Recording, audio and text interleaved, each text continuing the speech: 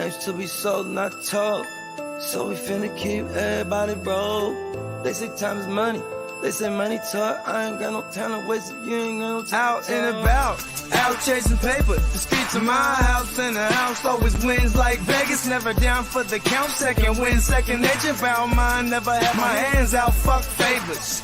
By design, everything tailored. In my youth, it was shell toes, no Chuck Taylors. We choke game, how to have a game so. It's still the same code game, so it's still the same code. We all pay the cost, pay dues. Move with the mind state that I can't lose. On the grind, push a hard line with my linemen. Back when I was young, they said it's all about timing. Till it's my time, all the stars are aligning. I'm a diamond in the rough, couple cuts got me shining. This game you cannot cop on consignment. In the field, all we do is execute assignments. The game's to be sold, not told. So we finna keep everybody broke. They say time is money, they say money talk. I ain't got no time to waste if you ain't got no time to talk. The game's to be sold, not told. So we finna keep everybody broke. They say time is money, they say money talk. I ain't got no time to waste if you ain't got no time to talk. First, we get into this paper. See, I want it all, plus a mule and 8 acres, a lot of alcohol, few dad bags of paper. Run this shit like a ship and I'm the sailor. Cold, kinda like it's fresh up out the freezer. Cold, if she ain't talking bread, I don't need her. Soon as I meet her, I'm a fucker, then I leave her. It's the old Mac knees, treat them all like bottom feeders. Break it down slow for them folks that don't know. I'm a seasoned vet, black belt out the dojo. With a wide range of weapons, so I'm out the holster. Keeping all options open, so many ways that I can fold ya. Told you from the gate, never been about no play. Get it on the go, they never been known for no delay. The game should be sold, not to be told. Keep your mouth shut, don't have to break the mold. Mac knees.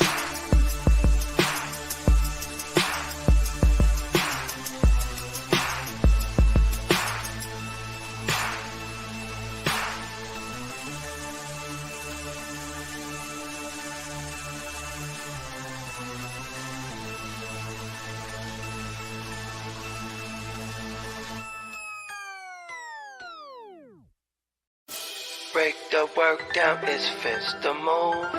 Push that work out, I distribute. Break the work down, it's fence to move. Push that work out, I just distribute. A young pack mover, shot to my consumer. Jumping out the foreign or I'm hopping out the Uber. Crew clocking chips opposite of you losers. Can't be broke as a joker, got no sense of humor. Just a young pack mover, shot to my consumer. Jumping out the foreign or I'm hopping out the Uber. Crew clocking chips opposite of you losers. Can't be broke as a joker, got no sense of humor. I'm a D-boy, need abusive as users. I'm a D-boy, need abusive as users. I'm a D-boy, need abusive as users. You know I'm the boy, get money's what I'm used to. Keep you straight from the gate, so I don't confuse ya. I'm a D-boy, need abusive as users. I'ma make noise, shout to my producer. I'm an entertainer, but I ain't here to amuse ya. Yeah, fuck with shooters and they all fucking users. Come through and wake that ass up like a rooster, hella early in the morning. Early bird gets a worm. Finna get rich for 'em, food for the worms. Cutting cocaine, dumping whole things. It's a cold game, make you run your gold chain.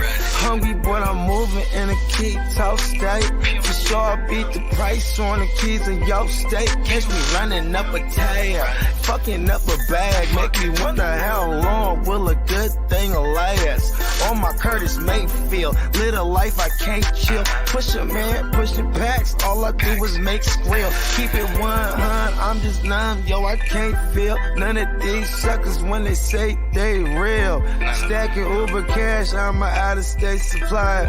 Random Uber man, he a getaway driver. Just a young pack mover, shot to my consumer. Jumping out the foreign or I'm hopping out the Uber.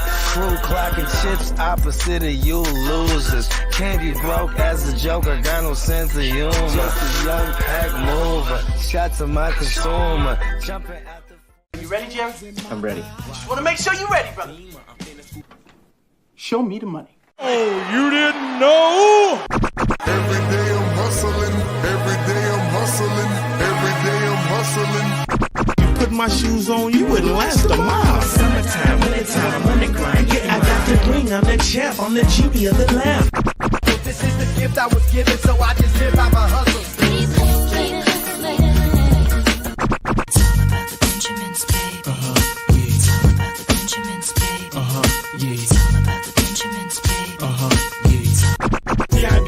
My pocket, it don't make sense, but don't make a profit. It's all a hustle, ladies and homies. Make money, money.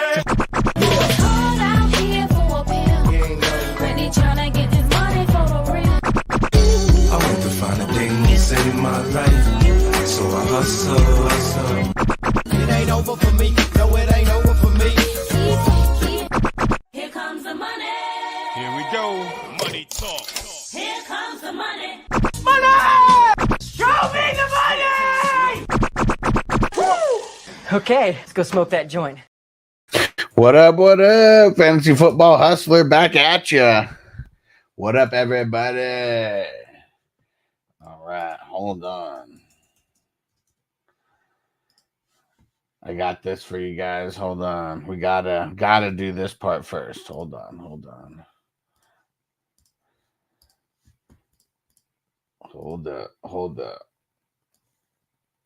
Here we go. Just for everybody who's having this same feeling as me. Let's get it. Shall we go to the ship, right? Ah. Yeah, we could. Why does it have to be a shitty version of it? Hold on. We're going to find a better version of that. Shall we go to the ship, right? Yeah, we could. Man, we going to the ship. We going to the ship. What? We going to the ship. What? We going to the ship. What? We going to the ship. What? We going to the ship. What? We going to the ship. And that was after they lost the first game. They were feeling like that. All right. Shout out to Phil. Peacock in the house. Dante, what up? He said, let's go Ravens. Man, Ravens, if they didn't get any respect before yesterday, they're getting it now. Here we go, Crispy. We go into the chip. Sarah in the house, what up? Merry Christmas. Let's see. No way. Peacock said, Bogey, just tell the boys in the dynasty just to keep it. They're trying to change the buy-in to 25. What the hell? How are you trying to change the buy-in in week 16 of the season? Damn. Sorry, Peacock. That was just one of those ones. That was the first offense-only dynasty that I ever got in, and I only lasted one season there. And Sarah said, go into the chip. Let's get it again. Hold on.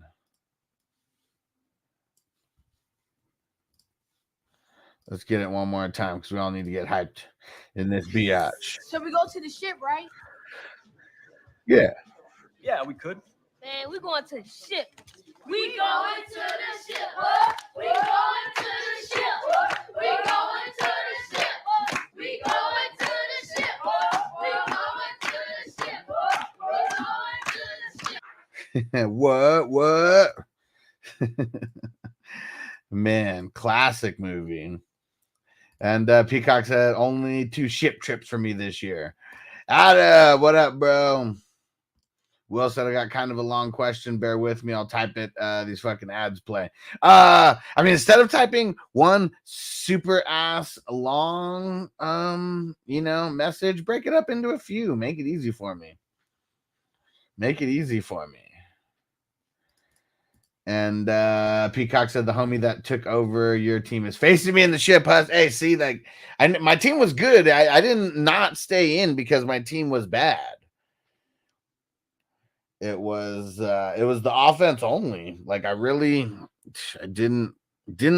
like the offense only. Like, yeah, because I was trying. Me and Bogey were trying to get the IDP going in that one, but yeah, they weren't handling it. They weren't having it.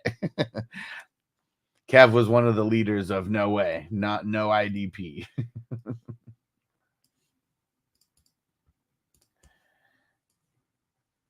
All right. Go get the chats out there so I can see. Here we go. What Will say? I got Christian Watson, Shaheed. Oh man, come on, Will. I don't like Will. You're dead. Okay, he said Dynasty League. I was gonna say, man, these best balls. I don't know how I can answer questions about best ball when it's like everybody, whoever's the best, just plays anyways.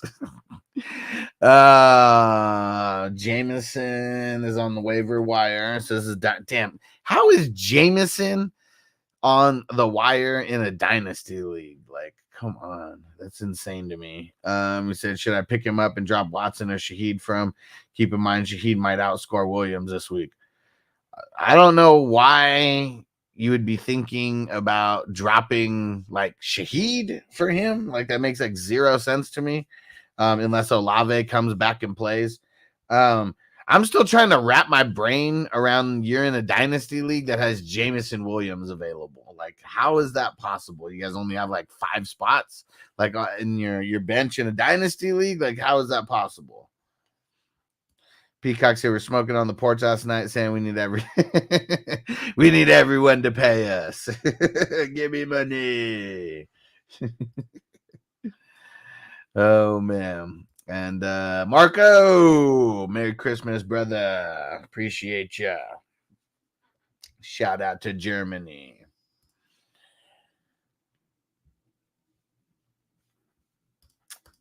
And Sarah says, I think I'm going to stick with my team that got me here, but wondering about the defense and kicker. Well, always stick with the team that got you there, but remember, like, matchups make a difference. So I'm not saying like start shitty people in great matchups, but I'm just, just a reminder. Just a reminder. Marco says, sounds like my Dynasty League. And he said, it's fucked, man. 10-man league. He got dropped. I kept him last year. Okay, see, it is a keeper league. It's not a Dynasty League. See, that makes sense. It's a keeper league, not a Dynasty. I mean, since it's a keeper league, I mean, are you really super excited about like keeping Christian Watson? Like, I don't know. That'd be something I would be okay doing, dropping Watson. Song in the house. What up, bro? Hits from the bone. Hits from the bone.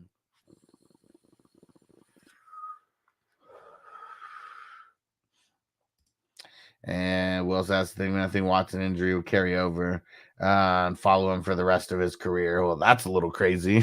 Why do you think that? Like, his hamstring, the hamstring's so bad that it's never gonna heal. Like, it's a Will Smith. It's a Will Fuller type of hamstring where it just like is never gonna heal.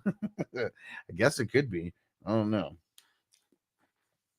Yeah, and seeing like my brain doesn't even get wrapped around like everyone's keeper leagues are different, so I don't even try to I don't even try to like figure out people's like keeper league, like, he said hamstrings will always reoccur. I mean, you say that would be the same for like that'd be the same for every NFL player,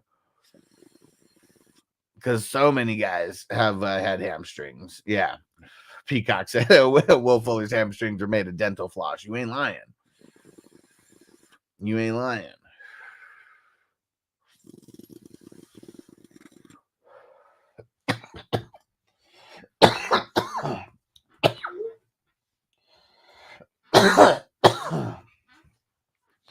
Whew.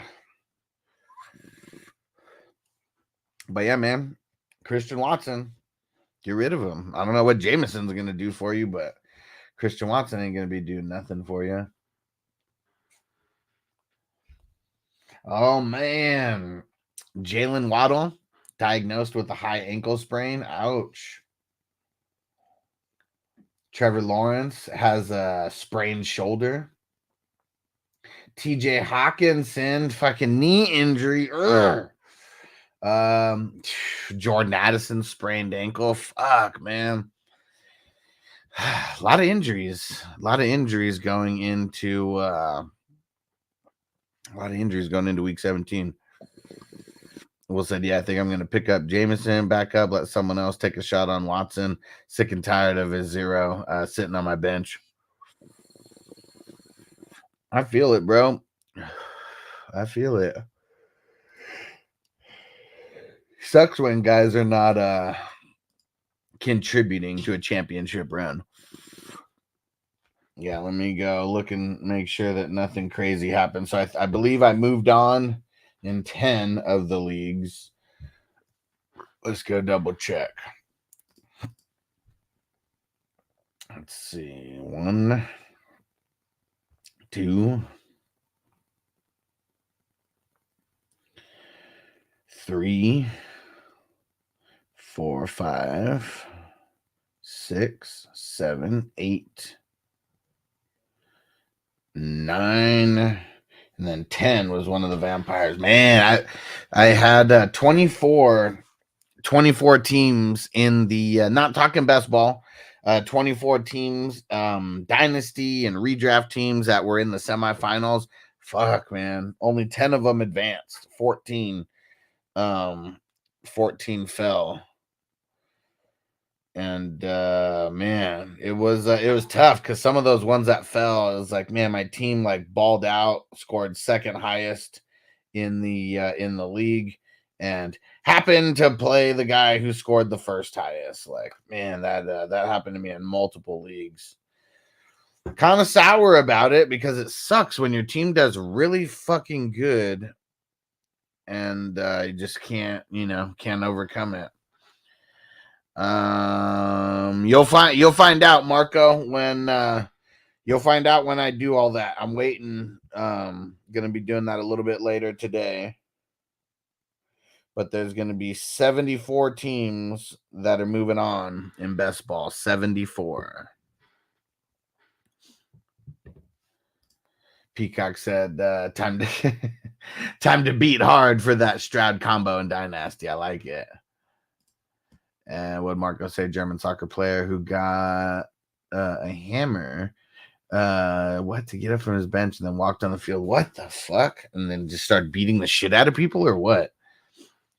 And Will said I would have made it to the finals in one of my leagues if fucking Shanahan runs the ball on the 1 yard line with McCaffrey. Stead scores 6.1 and I win by 0.06 instead of I'm in third place game. I feel it. I'm sure there's someone on your team that you could point to, but yeah, that being because that's really what everyone says, wins it or loses it. It's always whatever happens in the very final game. Like if the kicker automatically like wins it and the kicker could have like 4 points, but they're like, oh, my kicker won it for me on Monday night. And hey, we got Bogey in the house. 3 bogeys coming your way. Yeah, the motherfuckers. Yeah, or and he did try to punch it in with McCaffrey on the 1. They just fail on the first time, or what? Just trucking with all his might, and they just stopped him like it was nothing. And I needed that. I needed a yard out of that. Do you see how I lost in 21? Hoping for a stat correction. No. 334.75 or 0.73 to 334.83. Crazy. Yeah, I have so many matchups. I don't have time to look through all the matchups. You all right? Huh? You all right? Oh, because I lost together. Oh, wait, no, 21. Yeah, that's the one that I'm doing good in. I made it there. Oh, now you want to talk about it. Well, no, I said I don't look at other people's matchups because I had so many to go through myself. Yeah, I'm just sour. Marty said I lost to you, Bogey, and Crispy. So congrats to you guys. I'll be back next year for sure. Had a blast. Can't wait until next year. And you get to get in the playoff leagues with us, Marty. Those are going to be starting in like 2 weeks. 2 weeks. Yeah, appreciate you, Marty. It was that shit was tough, bro. Crispy said I killed you and Spencer and X-Men. Well, doesn't matter because you're not in the playoffs, so it doesn't even matter what you score in the X-Men. Your team didn't even make it. Damn. Just let them down easily. And it was only me and Clock who actually made it out of the X-Men out of round 1. So yeah, I think I was like 5 or 6 or something like that. That's not gonna make it. Yeah. Yeah, the best ball teams, Crispy. I have so many best ball teams that did so good that like aren't in the playoffs. Because like it sucks. Depending on who you you had to. I mean, obviously the wins. I mean, the team still has to do good like all year. You like, still have to get W's. It's not just like it's not everyone versus everyone like some best balls are. Like when you're in the season, you know what I mean? Yeah, next year I'm gonna add the median, the games against the median, so that will it will make the good teams rise to the top a little bit more. So if like you catch a bad on the weeks, if you catch a bad loss like on the weekend, you had like second highest score, you'll go 1-1 instead of 0-2, or 1-1 instead of 0-1, because I guess that's the way that it works now. And Phil said the best ball's tough. Hell yeah, it is. I mean, we're down. I mean, 888 teams started. We're down to 148 as of now. Tino in the house. What up, Tino? What's up, Tino? Marco said, Bogey, where's your 49ers hat? Almost didn't recognize you. No, it's funny because like the baby was kind of waking up and I'm like watching her on the monitor. I'm like, I'm going in with no hat. I just didn't want to run up. I got one right here. Hold on. Yeah, look at that. Ha! Paroli in the house. What up? What up? I'm not ashamed that my Niners got their ass beat. And Marty said, I'll let you know. I still got a few chips to go after, so I'm still alive in the best ball, blood in, blood out. He said I did win, so I hope I'm moving on. Wins and losses mean nothing in best ball at this point. It's the high score is what moves you on. Yeah. So if you have like someone asked yesterday, they said I scored like 350. You think that'll get me in? Score like 350 probably will get you in. You scored 300. I don't know. That might not get you in. So it just it depends. After this show and throughout the day, I'm going to be going through and looking at all the scores. This is not as tedious, right? This time around. I mean, it's always tedious. I still got to go through 74 leagues. Yeah, I said not as. Yes. Nah, it's the same amount of tediousness because I still got to go through all 74 leagues. But now I'm only looking for however many teams made it per division. There's some divisions that all 4 teams are still in it. Marty said I had 360. Probably moving on with a score like 360. Yeah. Because it was, I don't know. He says win. I think he might have been thinking he's looking at like it has a matchup, you know what I mean? But it's just the point. Yeah. Damn, Song said he lost by less than 1 point in the 32. Damn. Listen, Song. It happened to me too. So you're not alone. Give me a hug. There it is.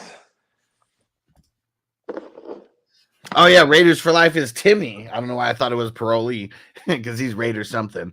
And so I'm going to the championship back-to-back. Played you in the 15 house. Yeah, you whooped me, man. Your team deserves to get back there because I put up, I don't know, like 320 or something like that, maybe even less than that. I don't know.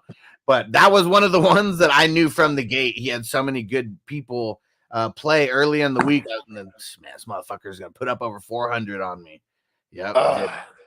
In League 16, man, it all happened to me in that last drive. Went from having like a 60-point lead with Debo, and then it's like, but Kent Kittle and fucking Ken Walker, or not Ken Walker, Kittle and Ayuk. Crispy said, man, fuck basketball and fuck Tony. Man, fuck Tony. Crispy, you're in it somewhere. It's just not in the X-Men division. I remember that one specifically because only me and Clock moved on. That one specifically, I remember. Yeah, and I mean, he in a championship too, right? Or he's in a couple chips. He's got a couple teams in there. I know that for sure. Yeah, I know he beat me. I know he beat me in the number 5, so he's moving on in that one for sure to the championship. I don't know how many other ones he's in. So isn't it weird the day after Christmas when you walk downstairs and you see the Christmas tree and stuff still? Yeah. Oh, yeah, and, right? And I didn't even tell you because I didn't let everyone know in the last game. You hit one of the squares in the Ravens game, Ravens-Niners game. Yeah, I think he hit the third quarter. Or you might know he hit the second quarter before the half was up. Yeah. Fucking crispy. He said 19. In the 19 also. That was shit, him and Tino. Yeah, I lost. I lost to Tino in the 19. My team didn't. When my team just sucks, then I'll just chop it to maybe this team didn't even deserve to be there. It's when my teams do really good and I just happen to face a really good opponent. That's when I get sour.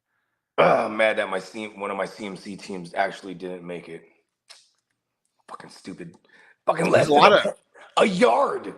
There's a lot of CMC teams that didn't make it because I played against CMC in a few and won.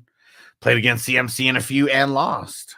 Then played CMC in a few, won those leagues. I think I lost with CMC on my team also. Well, you got J Mactown in the 7. I'm sure you'll beat the fuck out of his team. His team's kind of fugazi, bro. He had, and his points scored, his points against during the season wasn't as massive as like me or you or any, you know what I mean? Yeah, literally anybody. Yeah, anybody. You're right. That's why we looked this up one time, right? Yeah, he had the lowest out of everybody. Yeah, but you know what's funny is I learned like doing like before when I only played in like 5 or 6 leagues or whatever. It was rare for me to let that shit talking piece of shit, whoever they may be, just win. You know what I mean? They usually go out in a blaze of shit glory. You know what I mean? Where they talk shit all the way to the end and don't win. You know what I mean? Watch. J Mactown's not going to say shit. He's not going to say shit to me. He's not going to say shit to me because I haven't been saying shit to him at all, like as far as like shit talking. So if he's going to try to do it, just to try to pull something out of me, I'm just going to ignore it. I don't think he will. I don't think one thing that I've seen by him, he tries to make preemptive excuses beforehand. He started doing that 2 weeks ago when he caught the injuries. Yep. I mean, we've been in this league. This is year 2, 3. 3. So it is kind of funny to see how he kind of operates. You know what I mean? Because he's the moment he thinks that he starts trying to act like it's his plan. Oh well, I got all these injuries, so and then if he wins, he's like, with all those injuries, and I overcame. He sets it up either so he has like an out. But it's really what's funny too is like when you look at the people who like read the comments, it's always just the people that don't like him. You know what I mean? like fucking Lee or like, you know what I mean? And of course it'll show me because I'll open it. I just always want to see what people are saying. But yeah, him and Killer Clown's very similar. Yeah, exactly, right? And it's like they need to put these chips on their shoulder. So they can like feel like they're battling or overcoming something. No. Sounds like they're alone. And Phil said somehow I'm moving on in the 3. Nice. Yeah, I don't even think I made the playoffs in that one. That was one of those ones I took a loss like last week, the last week of the season, and that kept me out. How many you in the hustler joints? You ain't done the count yet, huh? Well, so I got 10 total that are in. Let me see. One's vampire, one's the auction, one's the 3 QB. That's it. So I'm in 7 of them. Nice. Yeah, let me see. 1. Yeah, 7, you're in there. You pushed me out, so you're in there in 7. 10. You're in there in 21. 7, 21. No. Oh, yeah, 21. Let me see. Hold on. So let me see. 10, and then 16, 17, 21. Yeah, 7. Those are the 7. I got in 5 out of the 10 I was in for the hustle leagues. And then I got in 2 outside of that, some redraft shit, which is all right. Timmy said over here in the losers bracket in the 16, putting up more points than anyone in the winners bracket. Injuries just hurt. I don't believe that. Yeah, and hold on. Let's go see. You better put up more than me. Let me see. He did put up more than me, 425. I still put up 400. Yeah, but man, what's crazy is like, see, in that one, I have like a super duper team. He's caught all the injuries at the wrong time. Lost Chase, and then Pacheco leaves the game, and then fucking I play Warren over goddamn Logan Thomas last minute, which was like actually cost me. So it's kind of funny how that works out. Let's see how it all shapes out. But yeah, Timmy, I mean, yeah, good score. Good score. Yeah, I always found like those things like, or people like, oh, I was the highest scoring, and that shit don't mean shit to me. You know what I mean? Win it all. Well, no, he's saying it sucks being No, I know. yeah. I know. I'm just saying, like, I'm telling him like from advice for me, like, don't do it to yourself. I mean, Don't let it mean shit. What's a team that overproduced this week that ain't gonna be shit or go to the playoffs? Like, who played spoiler this week in the NFL?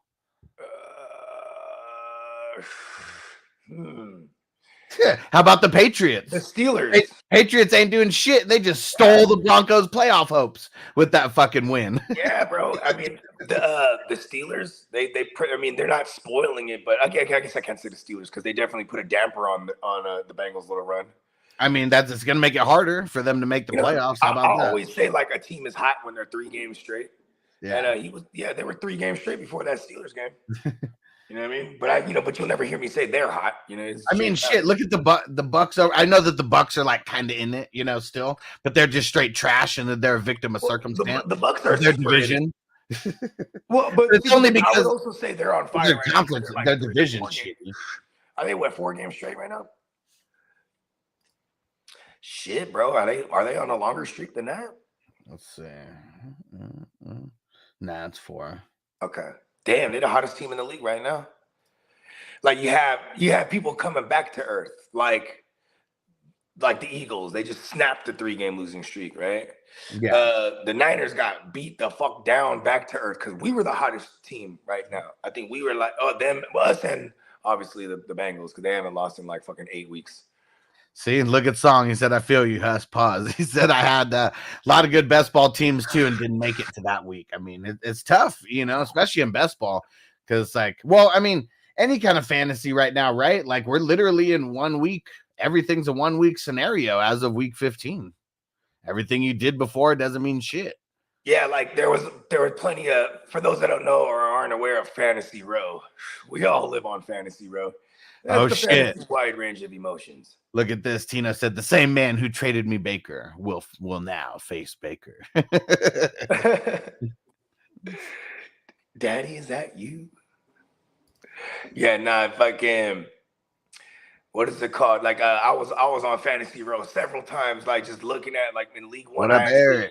I was fortunate to advance to the chip. This one was a bit of a project for me because I like to do different things, and I'm like, okay, I'm gonna try to just try to build the ultimate win now team. Yeah. Timmy said, look at my Raiders. Yeah, Raiders playing. I mean, it's not like they really spoiled anything necessarily, but I think everybody knows that the Chiefs are just straight fugazi now. And you know what's kind of cool? If you're Antonio Pierce trying to hold on to this job, right? You're making a pretty good case. You set a literal Raiders organization record, most points scored in a single game. I'm just gonna come out and say it right now. If he doesn't keep that job, the Raiders organization is racist as fuck. Like, come on. You can't say that though because they're the first organization to ever hire a minority head coach. So you know what I mean? Hey, that was Al Davis a long time ago. Yeah. But then also too, if you're Aiden O'Connell trying to make a case to keep your job next year or at least be in the mix, fun fact, he didn't have a completion for the second, third, and fourth quarter. That's pretty whack. The defense kept scoring and they just running the ball well. You know what I mean? I mean, that's what's crazy though. It's not his fault that the defense kept scoring.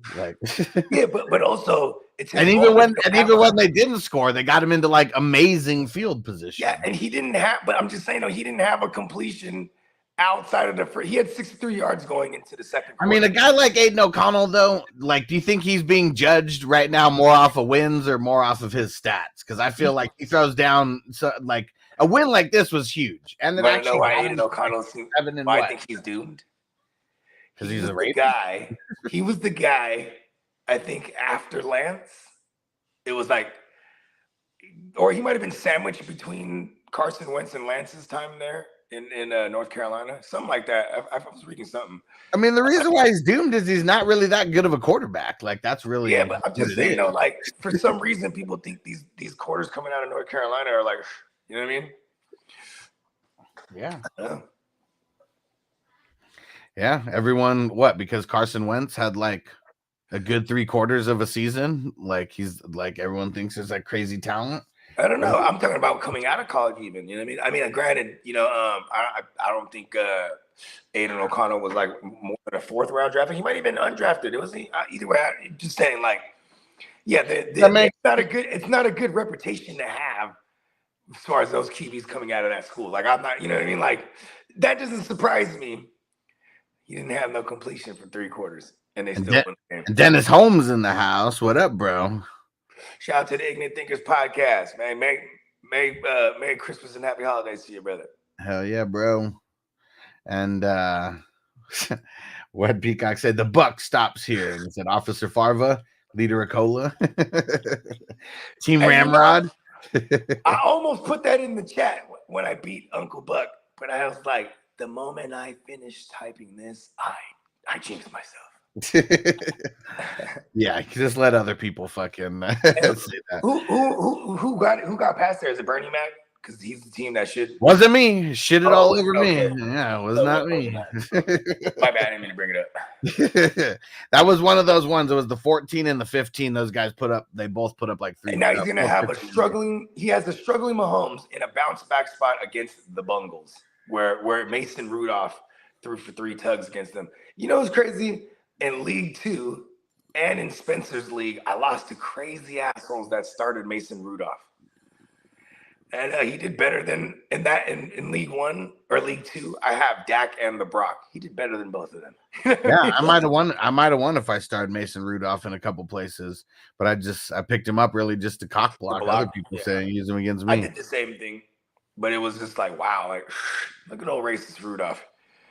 But it was the Bungles, and that's who Mahomes got next week.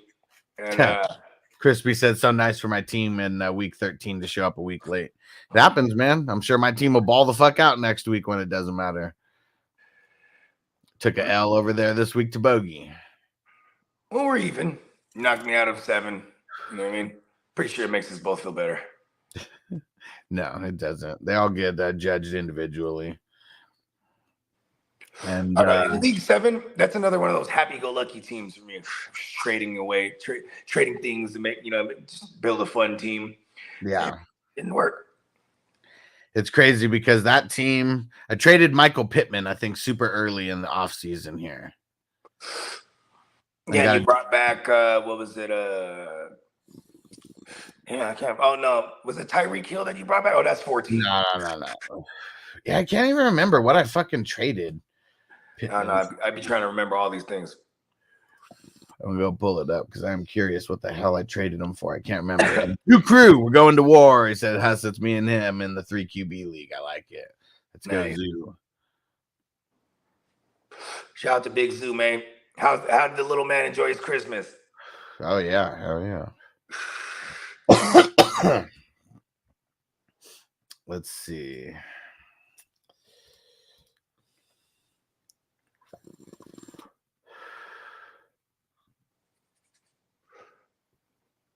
So I pretty much traded him for Aaron Jones. It's funny. There's so many like Elijah Moore, Robert Woods, Huntley. So I did get the backup there just in case. Never did anything. And it was Pittman and Anal Zone that I traded away. And I was hurting at running back like really badly. Yeah, that's what's crazy is I have Aaron Jones against me this week. Into the going into the season, I only had Austin Eckler. I legit only had 1 RB. So yeah, Aaron Jones being hurt fucked me for a lot of weeks. But having the Gus bus, that saved me also. Having the Gus bus, that's what saved me those weeks. It's crazy. Pittman would have been great this whole season, but fuck's crazy. Wouldn't have helped in week 16 or anything. Feels good though. I didn't want to just like, I know this is like sounds selfish. Okay. Will said, "Fuck Aaron Jones," but he's back now. It was bad, man. Like, fuck. I was one of the biggest Aaron Jones guys, and he fucked me in all the redraft leagues that I had him in. Playing against the Vikings this week. Yeah, it's a tough matchup. They just got shredded up. They did just get shredded up on the ground. Man, I need Austin Eckler to fucking kill Denver. I mean, he's supposed to on paper. Yeah. And like, yeah, it looks like Russell Wilson might come into play in some of these championships for me if the Brock can't go, or if, or even if I just decide it's a better matchup against the Chargers. You know what I mean? Which feels really good, right? Fuck yeah, it does. Chargers suck. I mean, I guess what sucks. I guess they did switch the coaching, and then they played. Well, here's what you got to know about the Chargers. Okay, here's what you got to know, because it always happens the exact same way.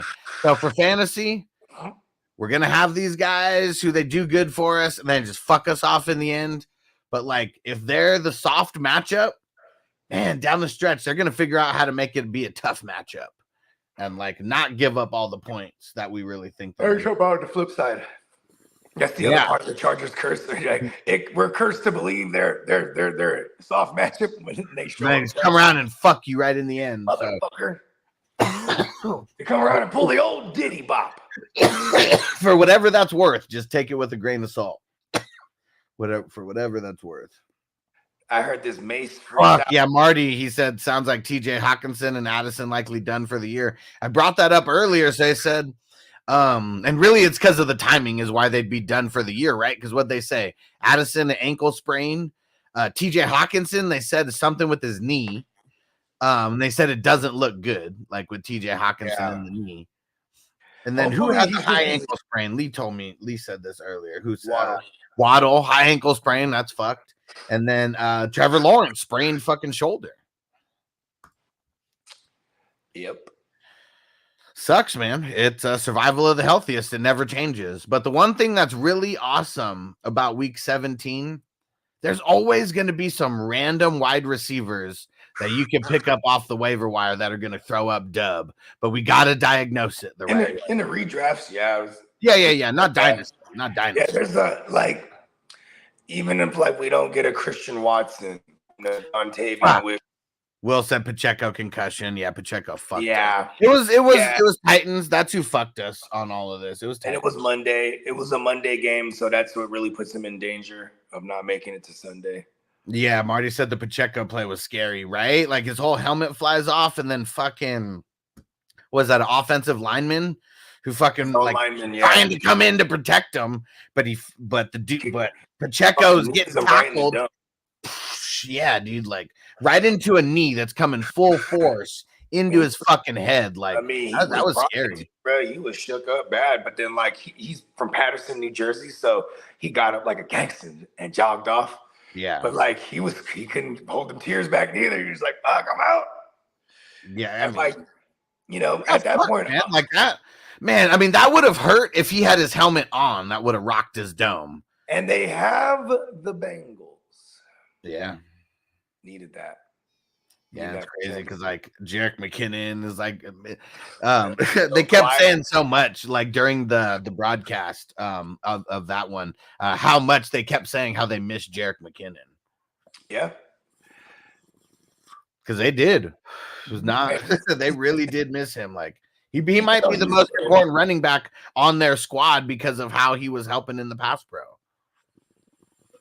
The best pass pro they got is Pacheco, but the fact that McKinnon can pass pro, they can go hurry up with him and not have to switch anyone in and out. You know what I mean? When it was when like Pacheco went down, I mean, how many games did he miss back to back? Was it 2 that he missed or 3? 2.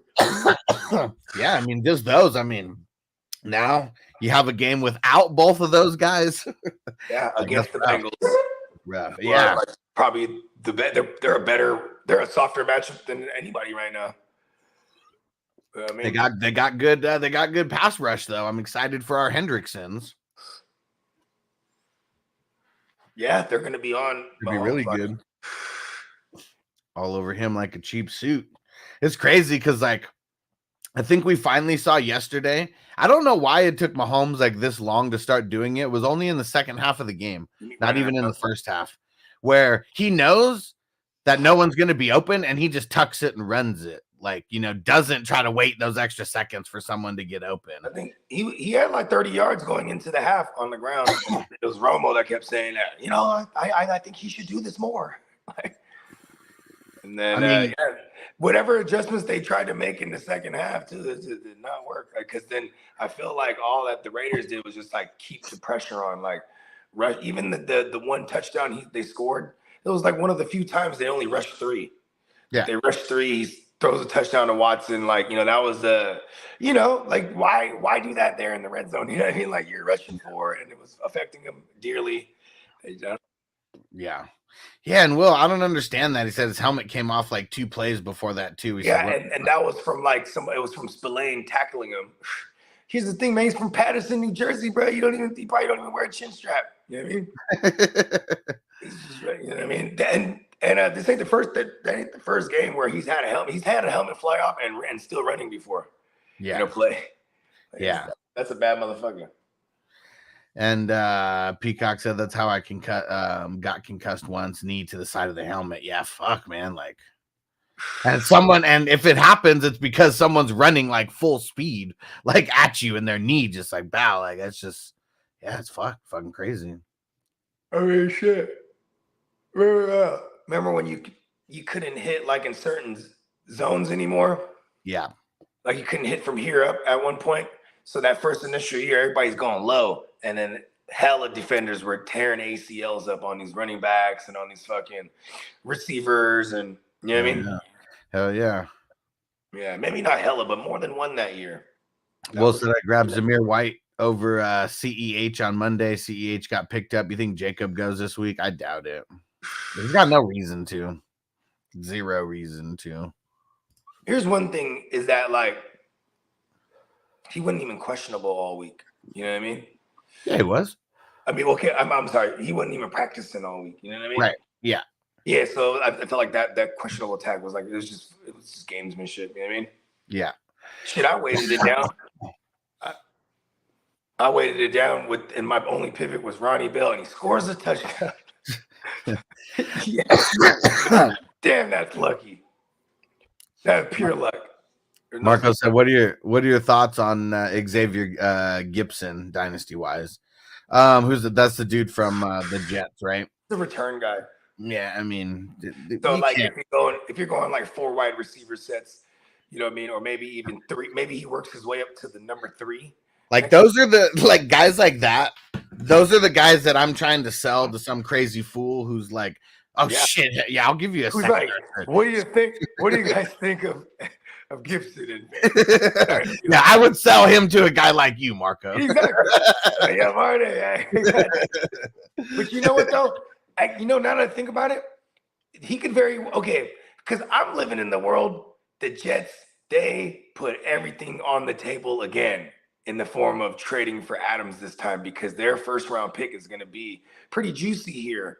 And if they're not like, and I think like Aaron, they're not trading a first rounder for Adams. He's not worth it. I think they would. It's because of the age. They throw second, and if you get a second and a third, it's because of how old he is. That's why. Yeah, he'll be 32 this December, or in a couple of days. I think. His birthday was Christmas, or today. Oh shit, it's Devontae Adams' birthday. Is it? Yeah, it's sometime, or maybe the 30th of December. It's sometime around this year. If they gave up a second, because it's going to be a high ass second. Like, right? Like, I mean, not super high, I guess, but like, what are they? They're going to be in the top 10 somewhere. Here's the thing: you are taking over a contract, so maybe if they was to give a first, maybe they get other things in return as well. Christmas Eve was his birthday. Oh, okay, cool. He turned 31. So yeah, but you're right, 32 next year, right? That's what you said. Yeah. Okay, my bad. I had that wrong. I thought he was turning 32 this year. So yeah, I mean, it's pretty old for a receiver. He's still like with a huge ass contract. Yeah, and that's why I think like they might even get more than Adams back. But Raiders are known for, having a high profile wide receiver and giving him up for way less than what they either acquired him for or whatever Yeah, they should be yeah, worth. and I know you're speaking to the Randy Moss trade, and then like even before that, I think they just outright let go of Jerry Rice at one point. Yeah, and I mean he was old then, but still, like just to like let him go, like kind of crazy. But yeah, Xavier Gibson, he should be someone that if he does good like at all, I'm just trying to move him for like a second rounder or something. Yeah, and I mean, at most, he works his way up to the number 2 spot. You know what I mean? Next year, I mean, because that's what's hard. That's why, like, I have no problems moving those guys and being wrong about it because there's too many variables. They could bring in someone in free. They could bring in T. Higgins. They could trade. What if Aaron Rodgers gets hurt again and and then it just sucks? What if Aaron Rodgers up and says, you know what? I just awoken from a phenomenal ayahuasca trip, and I don't want to play football no more. Like, we just never, who knows? I'm just saying, like, that's why, Dynasty is fun like that because you got to start, you got to gauge the stock market. And in the words of Hustler, you don't want to go pushing a player on 9 times out of 10 of what you think they're valued. You got to figure out what the person that might be trading this person from you values them at. You know what I mean? Yeah. Hell yeah. Man, in this one in the offense only dynasty that I'm in, the number 2, the offense only. So I won the side pot because I held one of the championships for the most, and then it was I think it was Magic Man Ricky on the other side of it, and so I won that, but I lost the game that I was in. It was the 5th place game because I took a shitty loss I took a real shitty loss in the in week 15. So I lost, which makes me the 6th place seed. So I mean, not winning, I mean, at least put me in like the best position, I guess, for like next year. And it's crazy. The 2 teams that aren't in the playoffs here scored more than every single team in the playoffs. Like the 2 teams that lost last week in week 1 of the playoffs scored more than everybody who's in right now. So if you're still listening, was there a managerial error on your part for the week prior? No, dude, Okay. it just didn't show put up crazy ass fucking numbers on me. Yeah. Yeah, all my losses weren't self-inflicted, so I felt okay. And now But that all my wins, not all my wins came that way. All my Super Bowl trips, some of them were like, "Woo, I lucked out on that one." You know what I mean? Like, yeah, Ronnie Bell. Damn, and now I'm all beat up going into the next round or the last round. Yeah, see what's crazy is like, I mean, in a dynasty, there's usually a lot of ways that you can have the formula to win. Hell, if I played Hunter Henry week 15 over Logan Thomas, I might have won. It would have been very close. No, I would have won if I would have played Hunter Henry over. Yeah, and because I played Logan Thomas and won in spite of him in week 15 in league 16, I didn't play Logan Thomas. I played Jalen Warren. He would have got me that W, and I'd be in there against you. But we're on to next year. Hey, Baked Bros in the house. Shout out to 710 Zach. What up, bro? What up, Zach? How you doing, man? Happy holidays. Tino said to think the Bucks will sign Baker. Yeah, because it's going to be a super team friendly deal. They're not going to have like a at minimum. It would be at least 1 year at minimum. Yeah, it's probably going to be a 2. It's either going to be a 2 or 3 year. Where the last year is Fugazi. Front loaded. Because if you get him to the playoffs, like, and I mean, he's got the team competing right now. There's guys like Geno Smith. Yeah, where his deal with Seattle last year was like 390. Yeah, and 50 was guaranteed. And that last year is pretty much Fugazi. And like he's this March, his other 25 kicks in. So, I mean, then he's already paid up for his last year, and then that's it. And and that's a super. I could see Baker getting a deal like that. It's a super good comp. Tino said 3 years, 80 mil. Yeah, I'm with it. I think he gets like a tiny bit higher than what Geno got because like that's a super similar like type of situation. 55 guaranteed. Shit, he might get 69 guaranteed. That's what, 35 and a half? That's very possible and fucking affordable in today's QB market. You know what I mean? Yeah. They probably don't have to do that much. We'll see what they do. We'll see how much they like them. And Tino said, what Gino get? Yeah, it was like 3 for 90 or something. It was 3 for 100 with 50 guaranteed. Oh, was it? Let's see. It might even been like 115 or 112 or some shit like that. Yeah, and then I remember when I was reading up on it before, it was like both of us are wrong. It was 3 for 75. Okay. I thought it was 90. I thought it was close to 100. I thought it was 100, to be honest. Yeah, you might be thinking of pesos. See, but pesos deal was 4 years, right? Something like 140. But I think like 80 or 75 was like guaranteed. Shit, yeah, 4 years, 160. Fucking stupid. They are fucking stupid. And then like it's funny how like we're a week to week. And Tina said, okay, then 3 for 80 sounds about right. Yeah, I think just like I said, he's probably gonna get a little bit more than Gino. So yeah, Tino, you hit the nail on the head. Probably like that. 3 for 80, 3 for 85. One of those years is Fugazi. And Crispy said, what's the deal with the side pots in the league? So go look at the pinned post. I said who was facing who in week 16. So what didn't matter if you face off against those people or not. It doesn't even matter if the team is in the playoffs or not. It just look at what they said. And if you scored more points than that team that you were going against, you win the $50. That's what it is. But the side pot is $50. I know I secured 3 of them things. Yeah, I don't even know who won out of like the matchups like this week, but yeah, I know you had like 2 locked in or maybe even 3 locked in before. I think I had 3 locked in, 2, 11, 20, and then I just won in League One where I had a matchup. It was actually against the guy I was playing. It's like win and get paid $50 to go to the chip. Phil said side pot incoming, I think. Yeah, I'm going to be going through all that this week. I'm going to be going through the best ball first, and then I'm going to be going through all of the side pots second. And for everybody that's watching, be very patient because there's a lot, and like for me, for example, I only commission 4 leagues. They're all at least $200. So it's I'm like, okay, allocating funds and like people are like, hey, when do I get paid? And this and that. Like, yo, relax.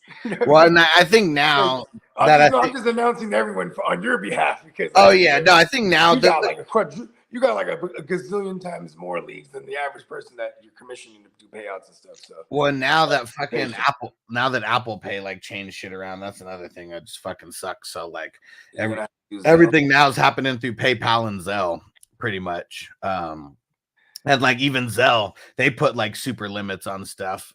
So yeah, lots gonna be happening through PayPal, and it'll just be like I think like it'll be like every other day, where there'll be like just waves, being sent out to people.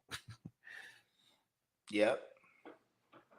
And I know a lot of people in Dynasty, if you want to roll over your winnings to the next year, so the way that I'm doing it this year, so I never really had a payment deadline. It was always just you pay before the what's it called? It was like we were pretty much paying before a couple weeks before the draft. But I always got like super lenient with like the payment deadline. Now what we're gonna do is the payment deadline is when free agency opens, and that's mid-March. So it's just like a good timeline because once free agency opens, that's when people are gonna start making trades, they're gonna start picking up and dropping people. So yeah, that's gonna be the strict timeline for payment this year is when free agency opens. And there's a bunch of people who already have, 2024 fees paid because of trade. Because of the action. Yeah. And there's going to be more action.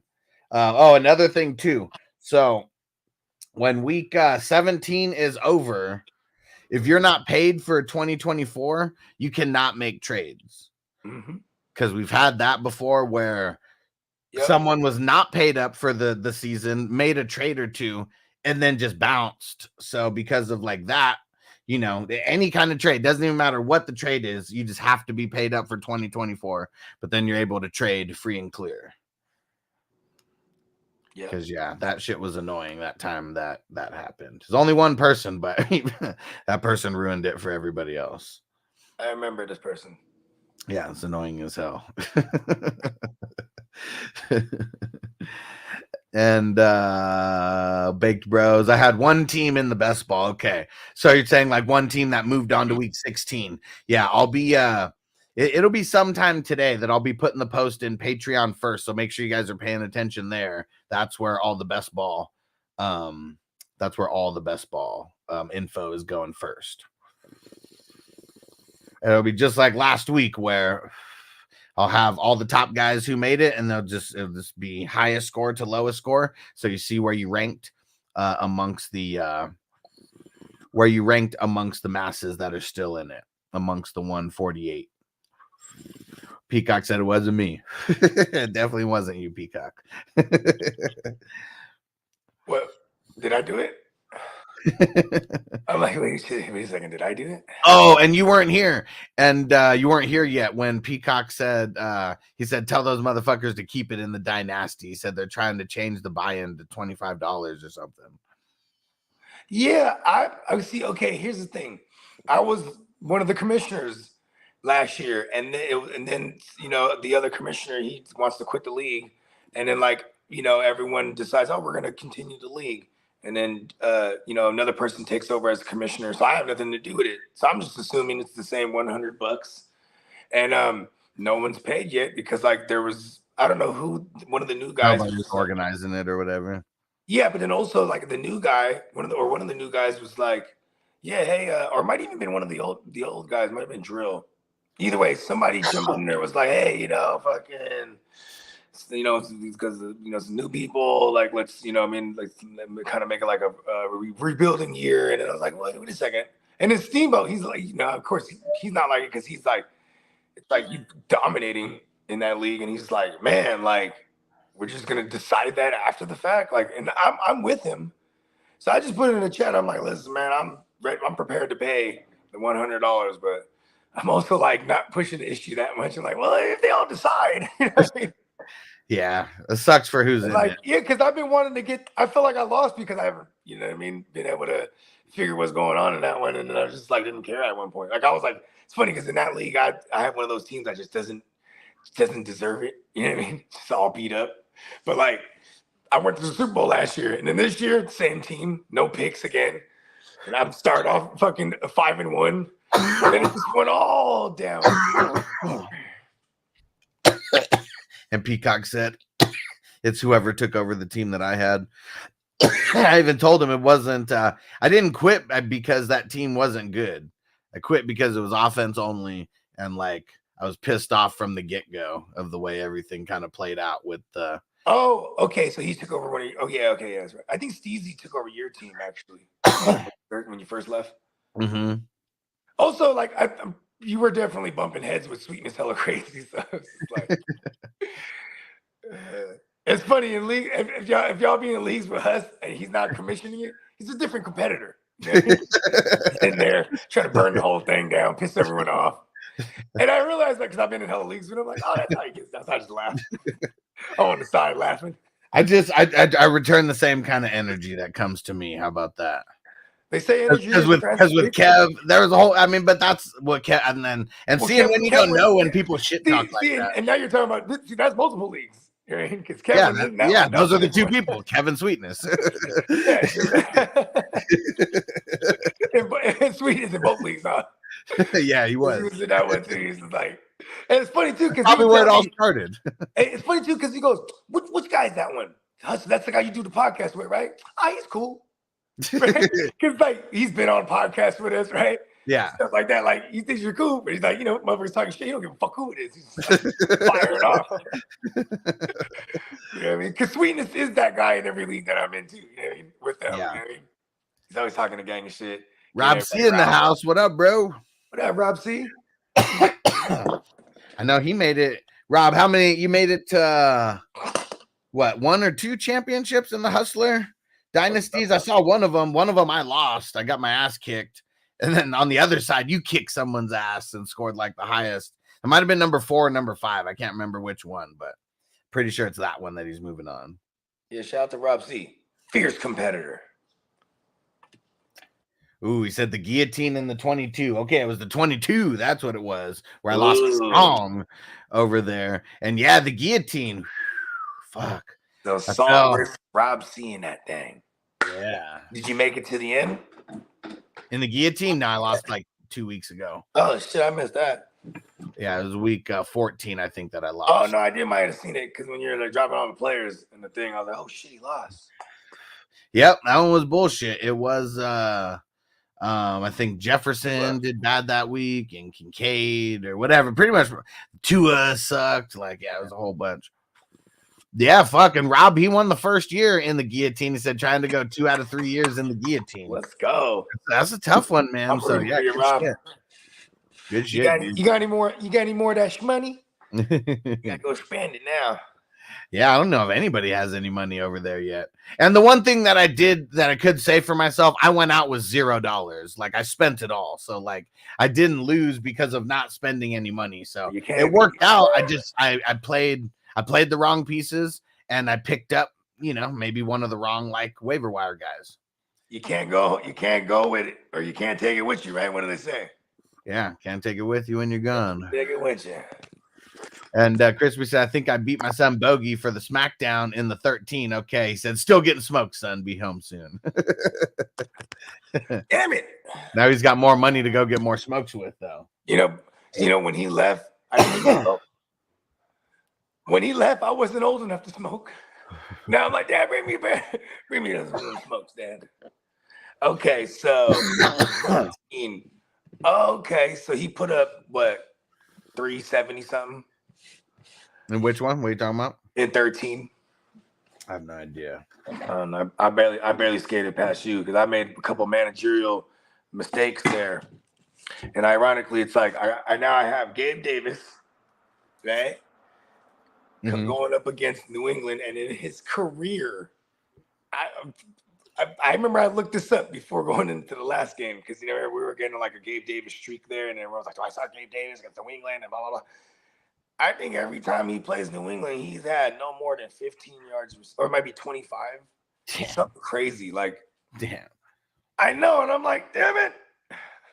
And Marco said the guillotine, is that when you lose, you're eliminated? No, so it's when you're the lowest scoring team on the entire week. So it starts with 18 teams in there. So in week 1, if you're the lowest scoring out of all 18, your team is eliminated. Your team goes back to the waiver wire. We start with $1,000 fab. And literally just from there, the next week, it's 17 people that are in it. 17th, whoever's the lowest, eliminated, team back in, and so on and so forth, all the way until now. There's 3 teams in it. I don't even know who lost. It wasn't Rob C, apparently. Whoever was the lowest scoring team out of there, and there's only 2 teams remaining now, and they've had their pick of the litter of all these teams that have, dropped players along the way. 18 savages down to 2. Like, this is going to be one day, me and Hess already talked about this, like this league format is going to be a reality show. And it's going to happen. It may happen sooner rather than later. Get ready. It'll be dope. People got to go actually live like in a house. And it's like 17 weeks of just like fantasy savagery. Probably 18 weeks because you guys do it out in Elk Grove. We'll figure out where it'll happen. Do it in Elk Grove, California. And that would be actually dope. Yeah, I'll buy another house and I'll rent it out. But see, like, you know what I'm saying? We'll start the company first. That way, you know what I mean? When we're renting it out, it's paid. It's right off. Yep. Rob said he's the only one left with fab, but no one left I want to buy. I mean, shit, when you get this far in, I mean, because we only start so many people, it's like it almost gets hard. pause down at the end just to be able to make the start sit decisions because your team gets so stacked. You ain't lying. What did Marco say? Do that show in Yellowknife. What the fuck is Yellowknife? It's probably where he lives. I was trying to say where going around close to where I live. Come out to Germany. Yeah, that'd be wild. And Chewy said likely versus Miami or Fergie versus the Lions. Oh man. Fergie. Yeah, I'll let Bogey handle that one because that's such a good matchup. Such a good matchup for Fergie, but I mean, Hawkinson. Okay, look at this. Not doing it. It's just a good matchup for QBs. Period. The Lions are. Mm-hmm. Right? Marco said Yellowknife's in Canada. Okay. Yeah, I don't know if they'd allow me into Canada. Like, that's I was gonna say you're a felon. You know what? It depends on the.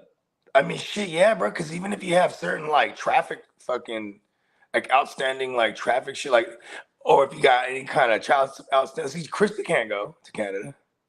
Because all those outstanding child support, you know, they'll hold them at the border. You're gonna get flagged right away. You're getting flagged right away. Hold on, eh? But yeah, that's what's wild. So yeah, I wouldn't. You know what countries like that too? Australia, I heard, is hella hard to get in. And Tina said, LOL, you're a felon, Huss? Oh yeah, multiple times. Too many to count. More than one finger's worth. And all for weed too. That's what's stupid. And he said, but you should be good to go because they let me in. They let you in, huh? Okay. Well, I made a few phone calls. He's my birthday twin. And Will said, you don't want to go to Canada. Freaking sucks up here. Hey, you know what though? I do want to go to Toronto, and I've been to Vancouver. I want to go to Toronto though. That'd be kind of cool.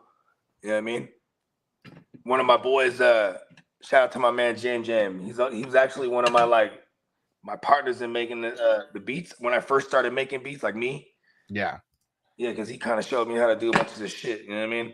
But anyway, shout out to my man Jam. He goes to Canada once a year. He got family out there, but he said, bro, he would live out there, type of shit. He's like, bro, we'll do this one more time for prime time. What up, prime time? He said, we in the chip. Thanks, boys. Hell yeah, we got this one for everyone to the ship.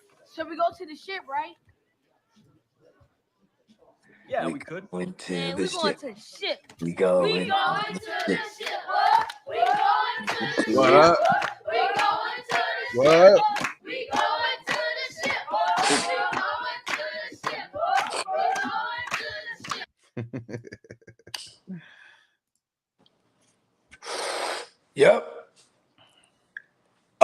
Otherwise known as the Promised Land. This is so funny.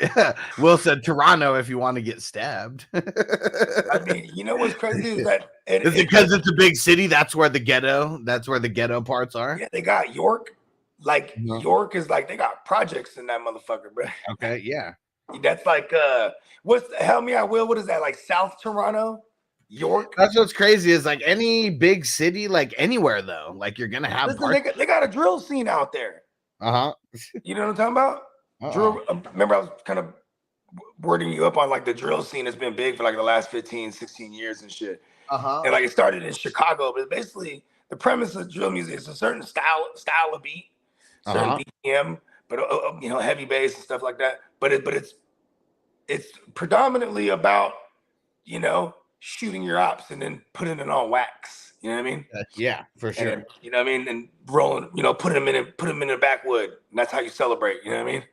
So like, hey, like I went down the rabbit hole, bro. There was a whole drill scene in Canada, bro. And like, yeah, them motherfuckers is wilding, bro. Kidnapping motherfuckers and torturing them and shit and fucking putting it on wax, stabbing fools, shooting fools. I was like, okay, Canada. Not where Drake's from though. And Song, that's Drake's not from that part. And Song, the movie's Hardball. Keanu Reeves, obviously, and a young Michael B. Jordan. Oh yeah, and we go to the ship, right? Yeah, we could. Man, we going to the ship. We going to the ship. We going to the ship. We going to the ship. We going to the ship. We going to the ship. We going to the ship. And you know what's crazy about that? During the movie, when that happens, they just got their ass kicked in the very first game of the season. And so they're 0-1 at this point. Oh, tight. And that's how they're thinking, going to the ship. Yeah, that fucking yeah, I want to rewatch that movie again because that was the first time I ever saw that movie. Such a good movie. Yeah. But yeah, it gets rough at the end, man. Yeah, it really does. I do it for G, baby. They got the hardware. So Will said all suburbs of he said York, Scarborough, all suburbs of Toronto. He said mostly immigrants now. I mean, I assume that I mean, they're gonna stop. That's where the Lolos would be. That's where they were considered the Lolos. You know what I mean?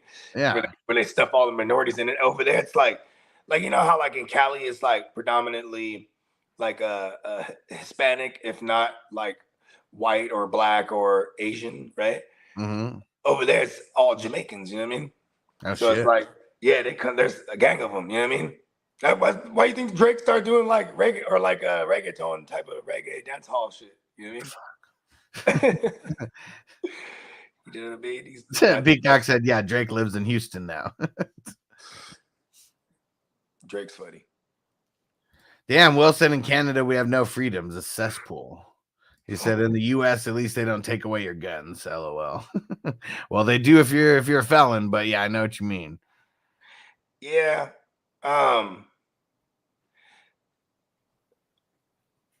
They have no problems getting guns though. I'll tell you that much. Yeah. You know what's even crazier is the drill scene in the UK. Okay. Yeah, because they're doing the same exact shit as they are in fucking out here. You know what I mean? But like this guy, British or English accents or whatnot. Hey, bloke. Hey, gonna stab that nigga with a stick and woo, and like because they call their guns Russians because like that's where you're getting the guns from Russia because there's like you can't have no guns over there. So if you got guns, but see because they don't have guns, everybody got sticks on them, bro. That's what they call their little shanks. You know what I mean? Everybody got fucking shanks or knives or something. Yeah, Will said you can't even buy a handgun legally in Canada. That's crazy. I wonder, and then when he says it's a cesspool, it's probably just I would assume it's concentrated in those major cities like Toronto, Montreal, because that's the only places that would have crime, right? I mean, yeah, like where, like I'm just thinking of if I'm gonna move up to Canada, I feel like I would be going to one of those cities at least that like sound recognizable. You would go to Vancouver. You would go to Vancouver, British Columbia. That's where you would go. Oh, the BC and get the BC buds, huh? I mean, they got the good nowadays. You know what I mean? Yeah. But like, yeah, you go across that because it's like it has an America vibe. You know what I mean? Because you just go across that water and you in that thing. You know what I mean? Yeah. Yeah, a lot of Filipino and Vietnamese community over there too. So like, you know what I mean? When I went out there and partied, it was like, oh shit, this is a trip. You know what I mean?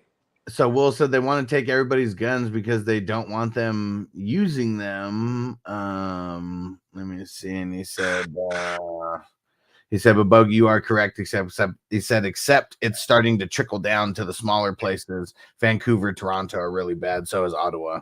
Yeah, and those are like all the cities that like sound weird. In Montreal, that's like oh yeah. See, in Montreal, instead of like hella Jamaicans like in Toronto, it's all French, obviously. You know what I mean? I mean that's their second language over there, right? I'm assuming, like in the entire country. Yeah, one of the first fantasy analysts I ever started watching. Shout out to Pat Mayo. He's from Ottawa, I think, and like, but he went to school like in the Americas and in Toronto, and like, so when he went to journalism school, he was like, first thing he learned is to get rid of all the oots. You know what I mean? Yeah. And Will's not. I mean, Emil's not playing around. He said, "You guys come to Canada. Don't worry, I got you." Let's go. Yeah. See. And we also got we got the guy. He could take a bullet right to the bubble goose too. Nelly, we're going back home. Take us with you.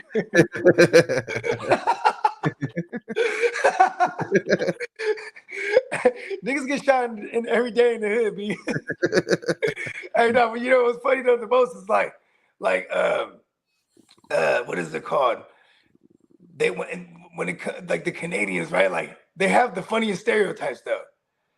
You know what I mean? Like they're the nicest people in the world, and they're you know what I mean? They're like donuts. Have you heard that one?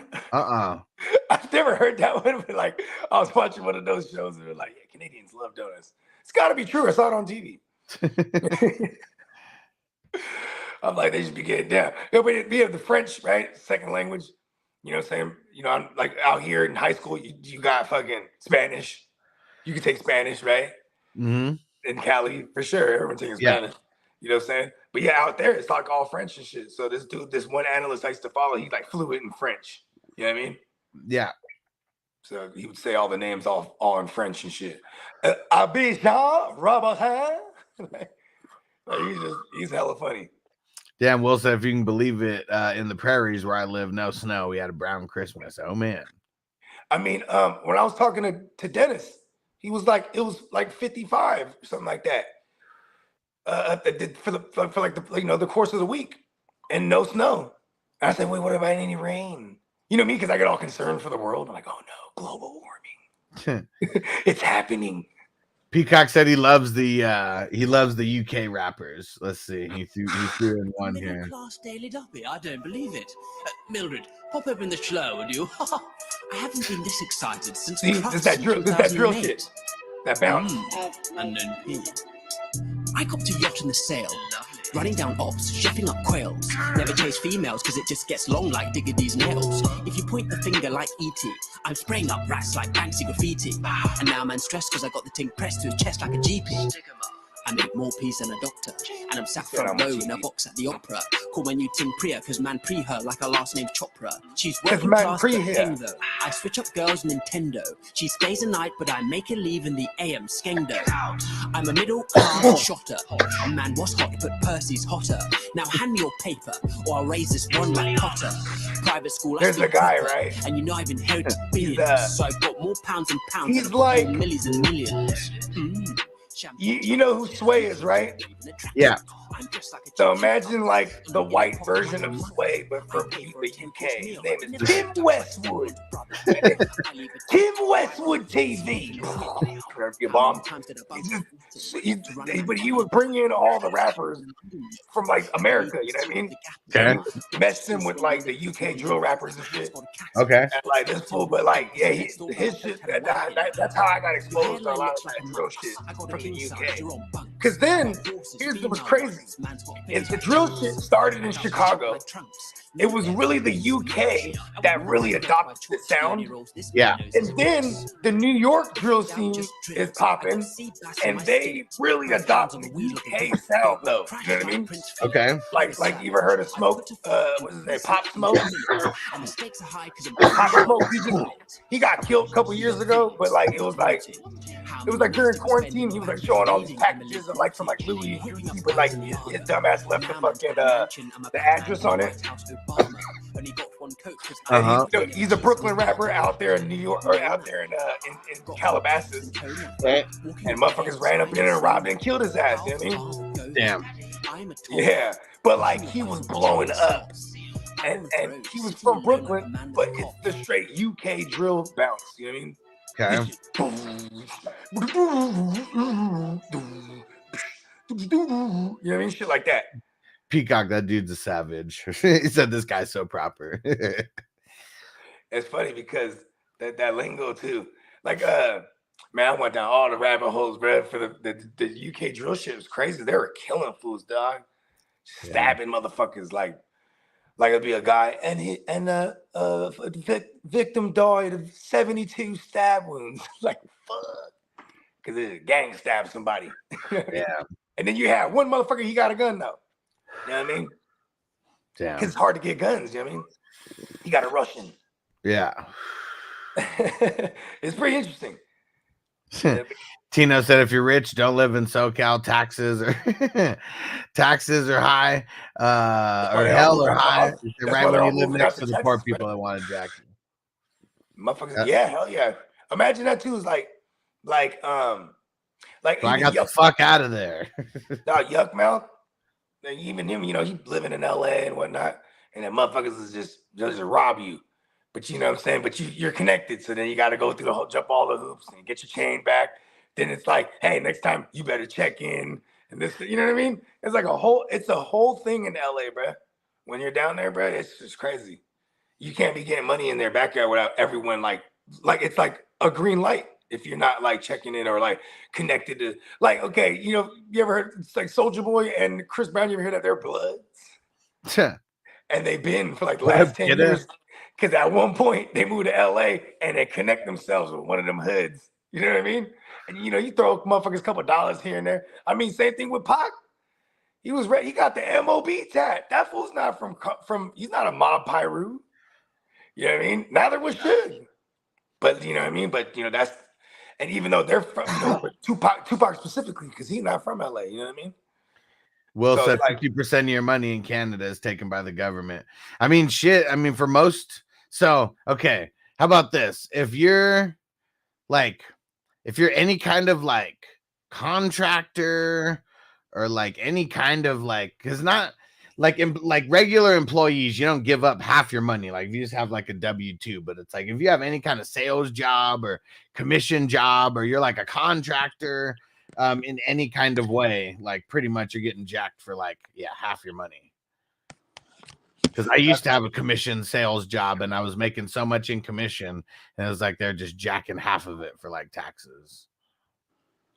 Yeah, I mean shit, like they give you some back. I know a lot of people that do exactly what I do, right? Like broker different products to dispensaries and shit. And like, you know, it's legitimate. But then sometimes they won't report certain things, you know what I mean? Because they're making a lot. They don't want to pay. You know what I mean? You might have, like, at least this was that first quarantine year because it was going crazy. You know what I mean? Yeah, and I think if people like see like with that, do you get paid as do you get paid as a contractor? Like, is it like a 1099 job? Yeah. So like with something like that, I mean, I'm reporting if you're doing it the right way, you should be writing off things that I'm sure you are, you know, writing off things that go towards whatever your 1099 contracted business, you know, needs. Yeah, and in this case specifically, certain expenses like housing and you know what I mean? Yeah, like, car or whatever. Like, I mean, I'll be able to file for that. Writing off the mileage and shit. Yeah, I got a few $100 back last year. Felt pretty cool about it. I mean, we're doing this. It's better than owing money, right? I mean, that's the thing though too. Is like okay, you know, my mom, she's been in real estate for like 30 years. You know what I mean? So I remember there was years where she was balling out. She paying a guap. Fuck yeah. Because you don't pay. I mean, that's the different. That's the thing that a lot of people don't. You know, when you're a contractor, taxes don't get taken out, so it feels like you're balling as fuck. But like, then I mean, sooner or later you got to pay the tax. Have a legit accountant. My dad, he was an accountant for the better part of his life for a company called Trimble Navigation. You know what I mean? Yeah. And so like, you know what I mean? He was always, you know what I mean? He managed a lot of shit with my mom. And I remember when it all went to shit. Cause like I seen it happen for them fast. Like it was like maybe like 2004, you know what I'm saying? And my mom started blowing up in real estate. You know what I mean? They buy a big old house and this and that. And then, you know what I mean? By the time it was 2006, bro, they lost everything. You know what I mean? They had houses all across the United States. What's crazy is I'm hearing that a lot of people are gonna like the interest rates are just gonna change, and people aren't gonna like, even if you have a 30-year fixed, that shit's still gonna get changed. Yeah, Bogey. Remember, that's what stopped me. That when I was in Vegas with y'all in that November. You know what I'm saying? It was crazy because it, you know, like I have the ability to like internalize things quick like that and analyze it. So like she calls me, I'm shrooming as fuck. And she's crying like, oh, what happened? She's like, oh, fucking, we have to forfeit the house. Cause we had bought a house, right? I say quote unquote bought a house because, you know what I'm saying? It wasn't even built yet. You know what I'm saying? It was going through the process, but wasn't done yet. Mm-hmm. But so, you know, it wasn't nothing for just to forfeit this house back.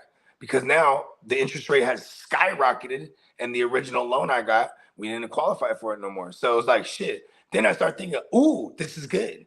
Because now the prices on it, it's going to always correlate with the housing prices to shoot down. And then theoretically, that same money I would have spent when the price was up and the interest rate was down, I could use that to buy the interest rate down. So I just watched it for like 2 months. And once it got to a certain point, boom, we're moving in right now. And it was like, and our house wasn't even done being built yet. So it was like, you know, that's where I go back to the universe shit. That shit it worked out how it was supposed to. They're trying to show us all kind of other houses these houses are already done. Other people's dream homes that they had to forfeit it because they, you know. And I was walking around looking at these other houses, and I'm like, let's go look at ours again. And look at mine. Mine's not even built yet all the way, but I'm just walking through it. I'm like, fuck that. This is my house. You know what I mean? Yeah. Like I'm just gonna push for it, and then it worked out how I expected it to. So it was, but see, I don't know if it was just the mushrooms. He was like, ooh, I see it already. Like, no, we're good. We're gonna be able to buy a house cheaper. It's just gonna cost us buying interest rate down. But and see, my girl always had to explain shit in there. You always got to be like, all right, see this right here. This is the interest rate. You got to use like visual stuff. You know what I mean? See these 2 apples right here. This is us. Right? And like until you forever explain it, I'm like, listen, this is a good thing. She's crying and shit. I'm like, I gotta go. I'm in Vegas. And Will said, so in the U.S., does your employer take that money right out of your check, or do you pay it back at the end? So it depends. Like Peacock said, it does depend on your job. But if you're a W-2 employee, money's getting taken out of your check no matter what. Yep. But like Kidda said, he said, I do 0 exemptions except for the holidays. So If you don't have any dependents, if you don't have any, I mean, I guess theoretically you can put yourself as a dependent too, right? Because that's I mean, you're technically, I mean, you should, but okay, so the way that it works, like Kidda said, you put 0 exemption, so that means they tax you the most in the beginning. Then like they take, but I mean, almost not all of it, but you get almost no matter what, you're getting money back. Almost no matter what, if you're a W-2 employee, like you're getting money back, like unless you have like, I don't know, 3 or 4 like dependents or whatever that you might take out. See, in order to be scot-free, I never tried to do too much things that I was like sketchy about, you know what I mean? And like when it came to shit with taxes, like I had the homie and his girl, she's from America. But when I say America, because she was from Guam, right? And then so when he brings her out to the mainland, he gets her work and all this shit. And then his dumbass starts trying to claim her, you know what I mean? And he does it for like 5 years, you know what I mean? Then he gets hit with the shit. He gets audited, and then fucking he had to pay all that money back.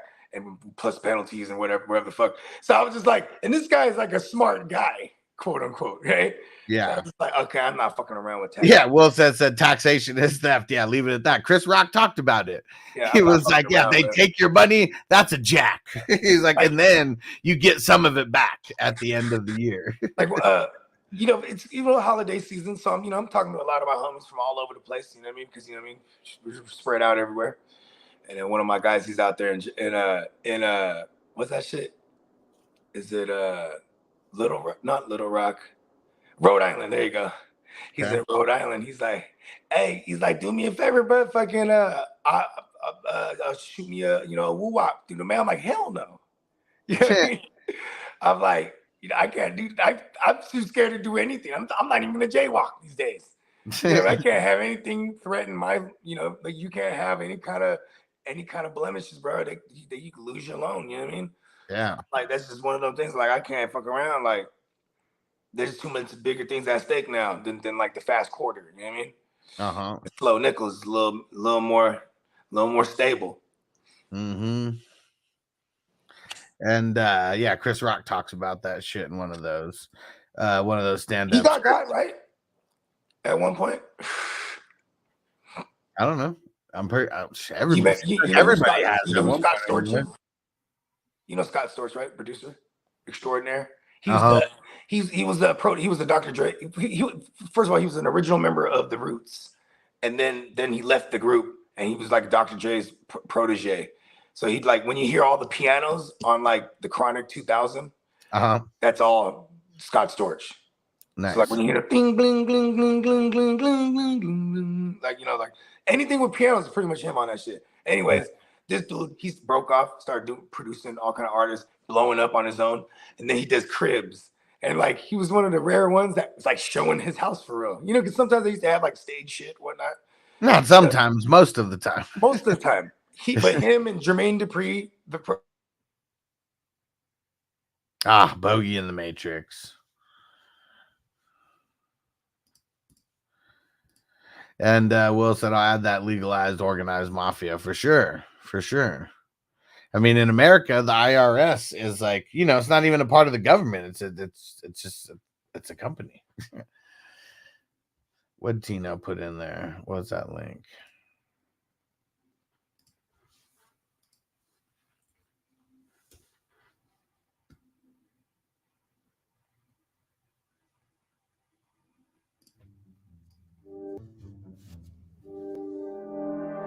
Is this your ball?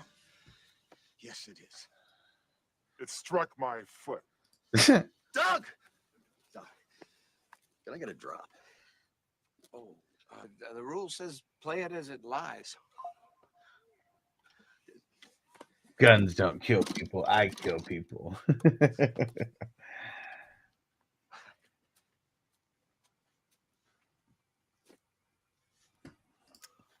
Oh, did I not show a shirt? Did I not get it up there fast enough?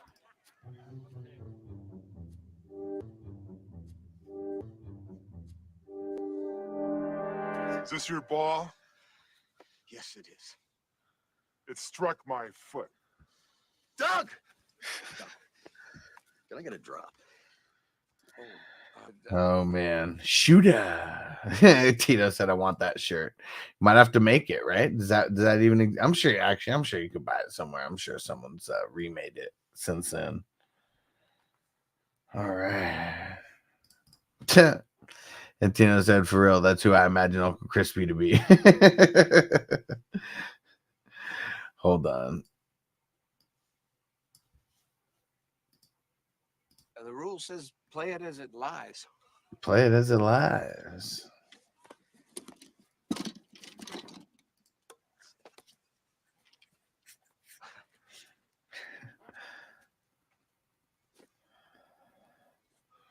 My bad. Phone call. Oh, yeah.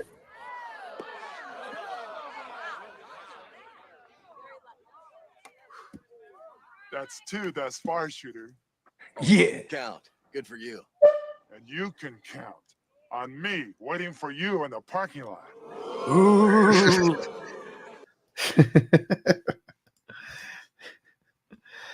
Oh man. Oh yeah, but see, look, check this out. They did a Cribs episode, then they got audited by the IRS, bro. Damn. I mean, shit, you showing off all these things. You're like, hold on, man. And you know, all it takes is a greasy fucking IRS agent or whatever. Like, yeah, I'm about to make my bones. It's gonna be the biggest case.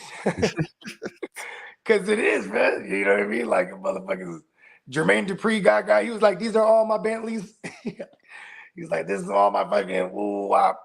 And you know how them motherfuckers get got is like for example, you might look at how much you made as a producer, right? Mm-hmm. Like he was saying, he said this on the interview because I think he had to pay. I want to say he even sat down, but he had to pay a guap for sure. But he said, like, you know, Busta Rhymes might come in the studio and be like, let me get a beat, Scott. What up, Derek? Salute. Salute, Derek. And then, you know what I mean? Busta would just drop like a literal like 100,000 in cash. You know what I mean? Yeah. Yeah.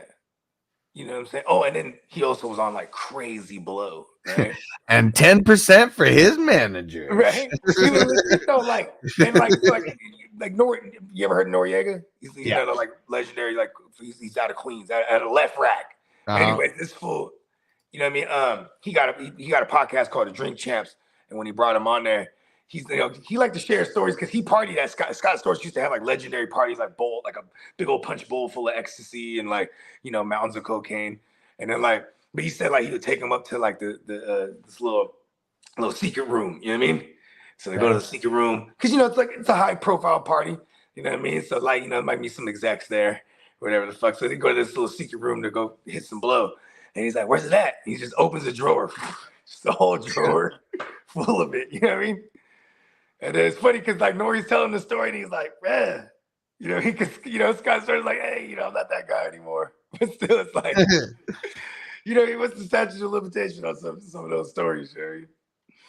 And he said, like, he just opens, then when he closed the drawer, just a cloud. It's a lot of coke, man. Tino's so funny. He said, I'm just a sweet Puerto Rican boy with a heart full of California sunshine. Guns are just for hunting in his family. Yeah. Oh, man. And Derek said, I also made it to the next round in another league, and I'm in 2 out of the 7 leagues. Okay, so he is in. So you are in the chips. Come on. Right. Like he was all grouchy. He was the grouch yesterday. Or the Grinch. I'm not even in these ships. Look at him. He's in a few. Let's go. It's like, man, I came back for this. Went into Fantasyland with his lady for a couple days, and then no football at all. I came back for this bullshit. Oh, and he said I'm in the dice league too. Fucking Spencer, man, like that's another league. Like, fuck, he threw up like 450, like on me, like stood no chance against him. Fuck.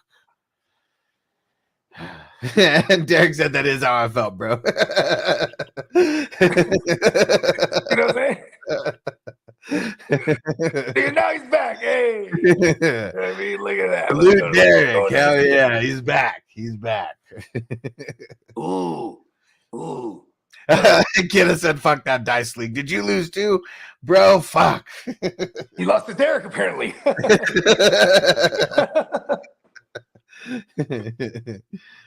He said, "Now it's time to smoke. I'm back, bitches." Hell yeah! All right, there we go. Let's get it. Yeah, let me close this garage. Hey, Yeah, there's a lot of regular jobs that aren't really happening today, right? A lot of people got the day off, day after Christmas, right? Garbage. See, that's the thing. Today's is garbage day on my block, and I'm like, and when I lived in the Bay, the next day, usually those garbage men don't come right after the Christmas day. They come the very next. So like, my shit used to be Fridays. Really? Yeah.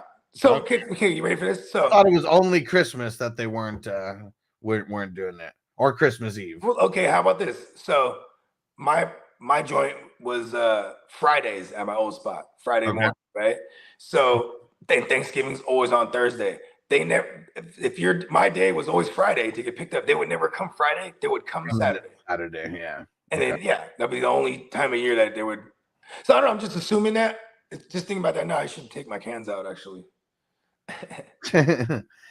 Okay, Derek said he beat Big Tons. Okay, so Kidda didn't even. So Kidda must have lost either first week of the playoffs or something.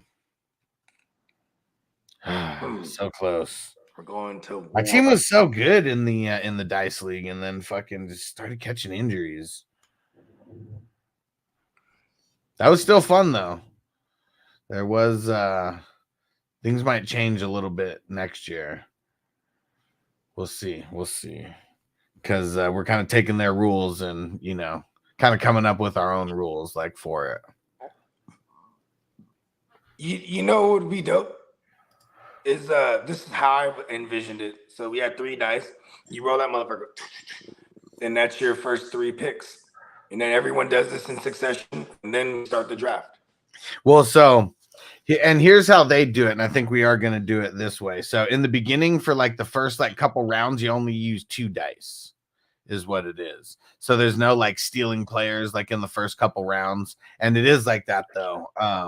Where whatever you roll, that's your first 2 rounds. Those are your first 2 positions. Or okay. So I was in the ballpark. So yeah, like what you just said right now, but only 2, not 3 though.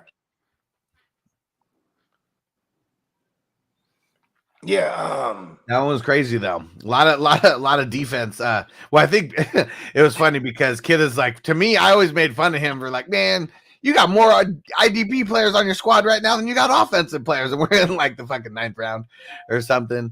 And this is back in the day though, and so it's funny how he kept having to get IDP players, and that's what he. Okay. Well, shit, back in the day. Real fitting. So you used to juice the IDPs up though, right? Back in the days, like close to what we do now. No, it was almost identical when we started. The only things that changed initially was we rate INTs were 5 because it was 1 point PPR, right, on the other side for the offense. So no, in ours it was always 2. Oh, okay. I've always had it as 2. Yeah. So why would you have more IDPs half the way to draft in offensive players? Well, because IDPs were. If you hit on the right ones, I see why he's busting his balls, though. You know what I mean? Yeah. Yeah. Yeah, because there's really no reason to have it that way. But Kidda would always make a point to go IDP crazy. It'd be like he'd go like first 4 rounds like offense, and then like 5 rounds in a row of IDP after that. Yeah, it was lower on the forced fumbles and the fumble recovery. It equaled 4, I think. Or well, Kidda said it equaled 5. Yeah, it might have been you got more for the forced fumble, might have got 3 for the forced fumble and 2 for the fumble recovery. Or it was 4, one of the two, and then we upped it to 3 and 3. Kidda was the one who made that suggestion. And then, but the TDs, though, I always had it where the TDs equaled 10 points because the TDs are so rare. Like for and if you're not getting the return yards, right? Like, fuck it. Like, just make it straight up 10. You know what I mean? Yeah. You feel me? Like, what if you scooped it to the house, even just right there? Yup, 10 points. Because you know what the bitch like. I mean, you still get whatever, the forced fumble or fumble recovery and all that. So yeah, it'd be 10 plus whatever those. Like were. We didn't have the return yards in League 21. That Patrick Queen, when he returned it down there a ways, that would have, you know what I mean? I'm like, fuck, that would have had me with a tremendous lead. Yeah, I'm gonna go through all of them this year, and I think what it was. That's the one I lost by freaking 334.73 to 334.83. God damn it, girl, CMC right there and or Debo. It was crazy. It's just crazy. It's crazy. It happens. Yeah, and I guess that we've never. And Kidda said return yard should be activated. So for actual like kick returns, guess we've never had that. But I'm talking about like no, I know what you're talking about, and that's already been stated that I'm gonna go through, and once all the leagues get refreshed and moved over to 2024, I got to go through every single one and make sure that the return yards are activated for all the IDP. Yeah, he said IDP return. Yeah, it's in some and it's not. And I don't really know the reason why that it's in some and not in all of them. Probably one of those things that doesn't copy over, like that one specifically, the return on the IDP versus like the return on the punt returns, and you know what I mean. And it could have been when they changed everything to like the default scoring and things might have changed, like that could have changed. So now it's like literally after I reset it to the 2024 because there's a button that you click and literally everything's supposed to carry over. I'm gonna have to go through and make sure that the INT and the fumble return yards are on, and then. Even with what you said, Bogey, the actual return, the kick return, like yards, those have never been activated. Yeah. I mean, what do you even think it should be? I mean, should it just be 1 point for every 10? See that 1 for every 25 or 1 for every 15. Like when we had it back in the day, it was because like say you're in a bind. See, this is why I like that one specifically in Dynasty, because there'll be times you're in a bind, bye weeks, and you're like throwing in a fucking a Ronnie Bell or a fucking who's that one dude? He's hella fast from the Jags. Damn, I forget his name. Yeah, and Kidda said it took years to perfect these scoring options, Tino. Yeah, Kidda's seen the scoring evolve over the years because it was always from the Green Bowl league. That was the main one, and that was where we took the point scoring like super serious. Like nothing would change like mid-season. It would always be like suggestions and voting happening like the year before. And that's the thing too. Me, I'm a big fan of continuity. That's how you conquer things. Agnew, Derek. Yeah, there you go. Agnew. Like I remember there was one year Peacock. I was playing him in I forget what league it was, but we had the return. Everything was League 14. And he just got fucking Agnew going crazy on me because he just had he was in a bind, just put someone in his flex, you know what I mean? But like, and Will said 1 point. He said 1 point for every 10 yards, and he said with all the touchbacks. Yeah, and I mean that is a good reason because I mean, shit. I'm not mad at that. I wonder how many kick returns actually happen per game, like on average, like just because I mean, there's a shit like almost every single kickoff is fucking a touchback now. Yeah, and then like there's I mean I guess you could look up whoever leads the league in return yards because those guys are usually strictly special teams guys, you know what I mean? And then they might get sprinkled in like a Jamal Agnew, he gets sprinkled in offense here and there. You know what I mean? Cordero Patterson for hella years was that guy, you know what I mean? Always at the top of the league and return yards and Yeah, like they had Debo, like, you know, because it was the game was just not going anywhere with it. They just like, hey, let's just kick it off to Debo. I mean, they're having Debo receive the kickoff or the punts. You know what I mean? Yeah. It was rare they were punting until like the fourth quarter, but. So Kassan Nixon has the most. Is that the Green Bay kid? Yeah, 738. See how I knew that? Because like they always hands bring down it up. the best one. They always bring it up every time it's a Green Bay game. Oh, he's gonna flip the field for them. Yeah, because he's the only one. Nobody else in the league has more than 400 return yards, and Agnew's the next one. So theoretically, if you were starting that kid every week, well, how many points would that kid have right now? Well, I mean, you just divide it by 10, right? Yeah. So you have almost 74. Yeah, you have 73.8 if we're getting technical.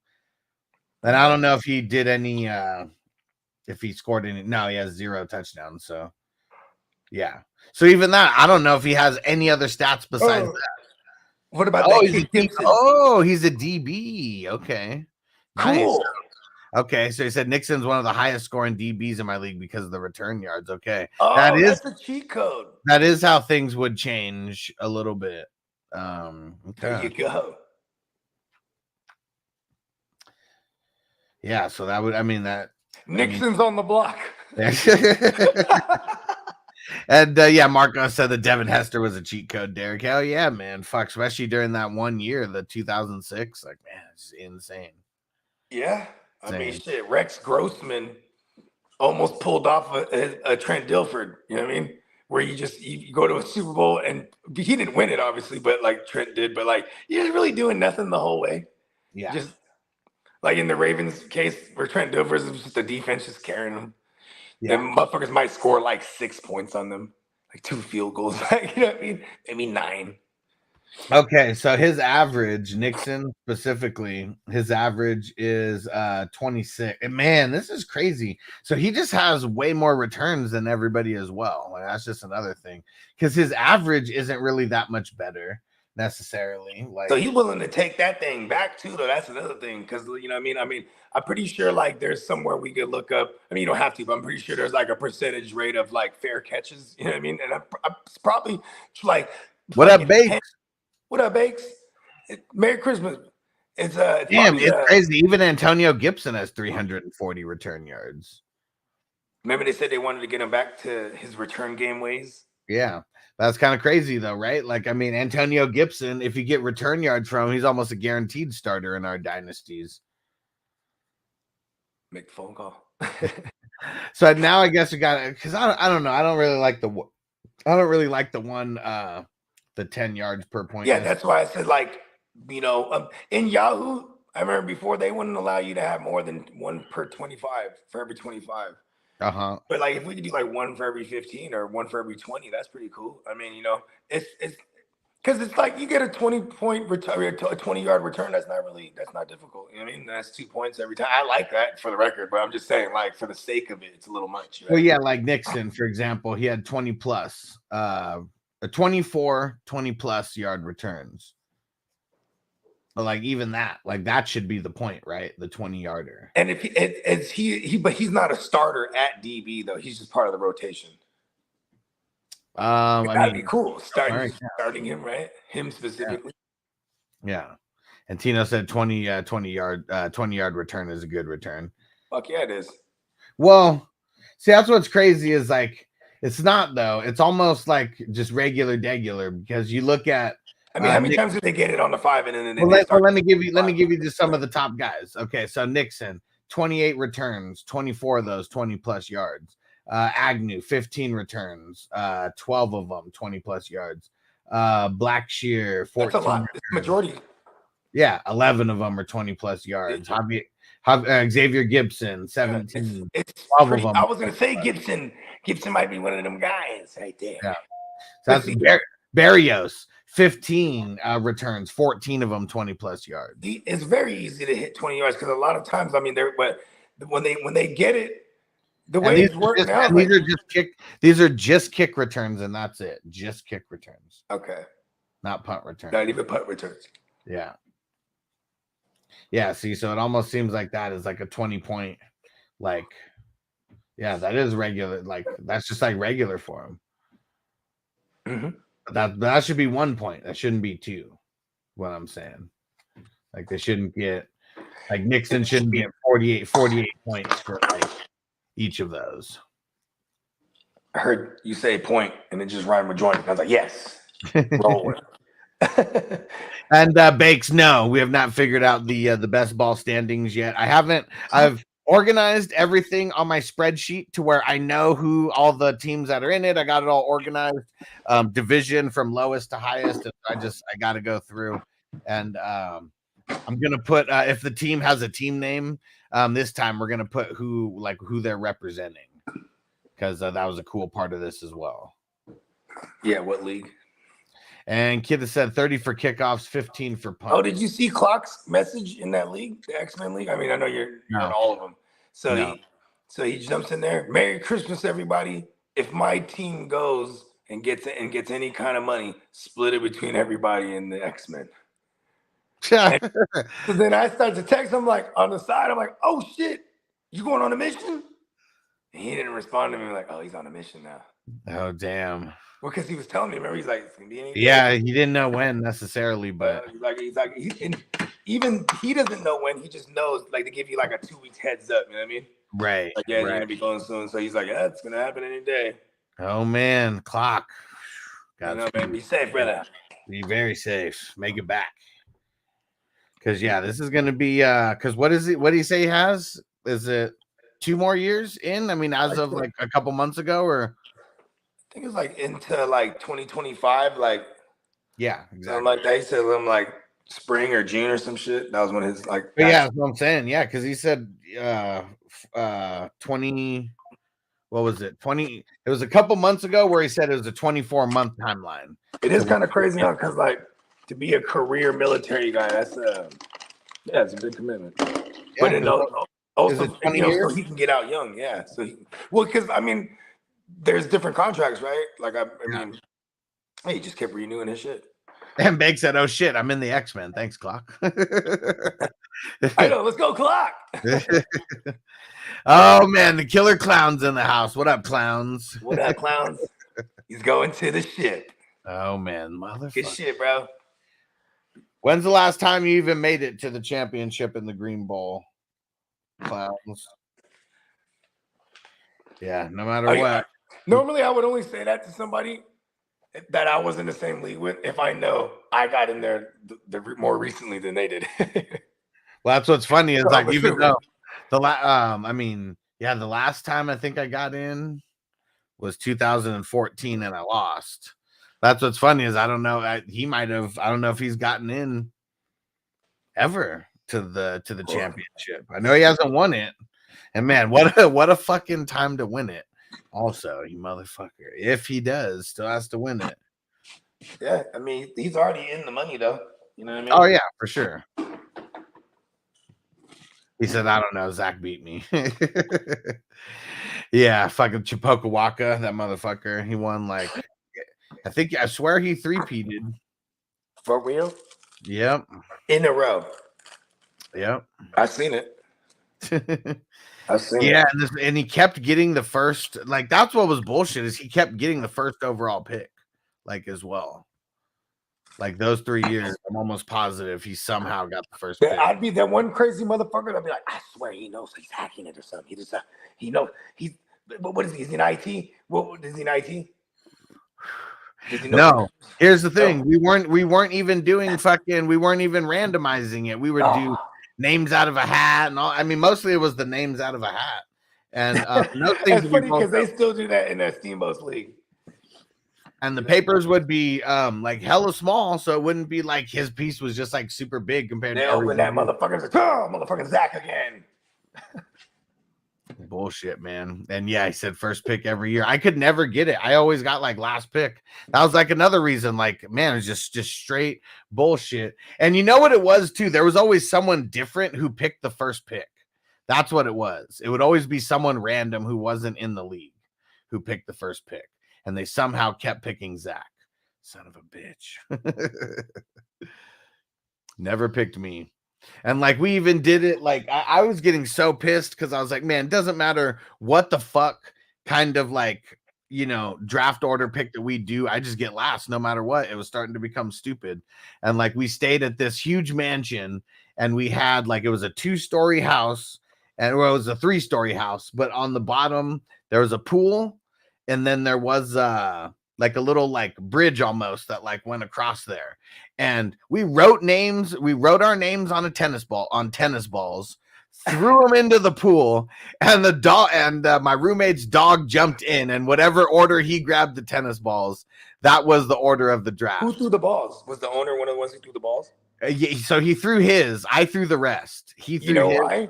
He threw his because the motherfucking dog would know this motherfucker scent, bruh. Of course he did. And fucking, it was such bullshit because he was about to grab my ball and changed right at the end and grabbed the owner's ball. And then because he kept his eye on it too. I bet you, bro. That's. And then I got picked, and then still I've got picked last. The last pick. Even I would have had that motherfucker throw my ball too, throw my shit too. Fuck that shit. No, because he knew. That's why he because he said that afterwards. But yeah, it was it was fucking ridiculous. And Kidda was there. Kidda was there. He saw that shit. And he said, Kidda, he knows animals. He's like, that's some bullshit. He says, motherfucker he came through with the wrong animal pheromones sprayed on him. And Nigel said, "Get me that dog," because he grabbed all the balls. Was that shit in Road Trip? It's not cheating if you spread peanut butter all over your testicles and let your dog lick it off. They all got and he's trying to justify it, because it's your dog, and they're like, yeah, we get it. Weirdo. Poor guy. See, those are things he thought it was okay to share. Now that he didn't I got pussy. This is what I used to. No, that was before. That was before. Oh, yeah. It was extra pathetic. This is when they already thought that he was a weirdo and they were just using him for his car and stuff. That is funny. And yeah, Kidda said that was a nice house. It's definitely the nicest house that I ever lived in. That's for sure.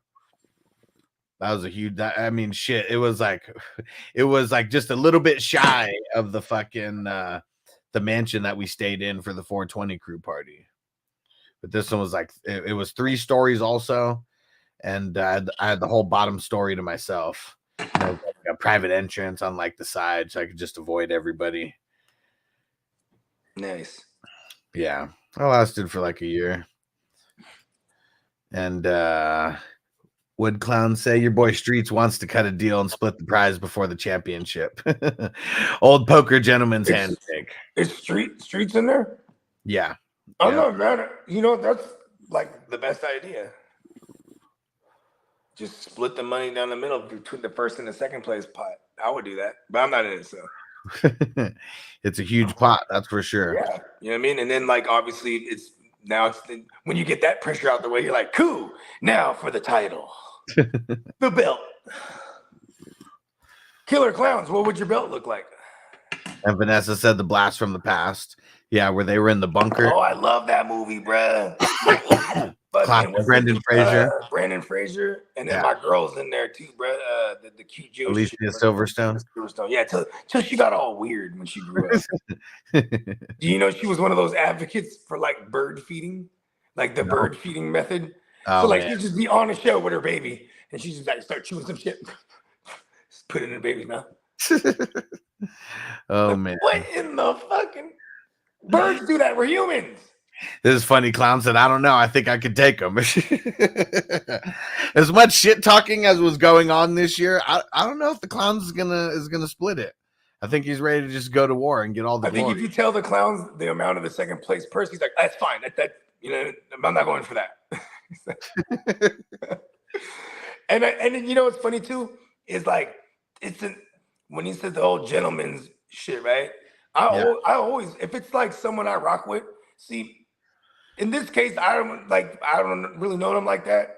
So I mean, it probably wouldn't come up. But like, you know, anytime I was in a championship with you, or not anytime when it was big money, like, you know what I mean? Where it's like, hey, let's just walk away with a stack each. You know what I mean? Like, yeah, let's do it. You know what I mean?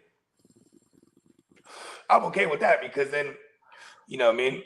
It's an issue of yes, 3,500 and 1,000. That's what the two top purses are. And Kidda said, "Hush, you know the minimum point scored in best ball you needed? Not yet. After we get off this, I'm doing that, and the we're gonna be doing that first. All the best ball scores, and I'll be posting about that, and then it's gonna be the dynasty, the side pot. What is third place? 500. Okay.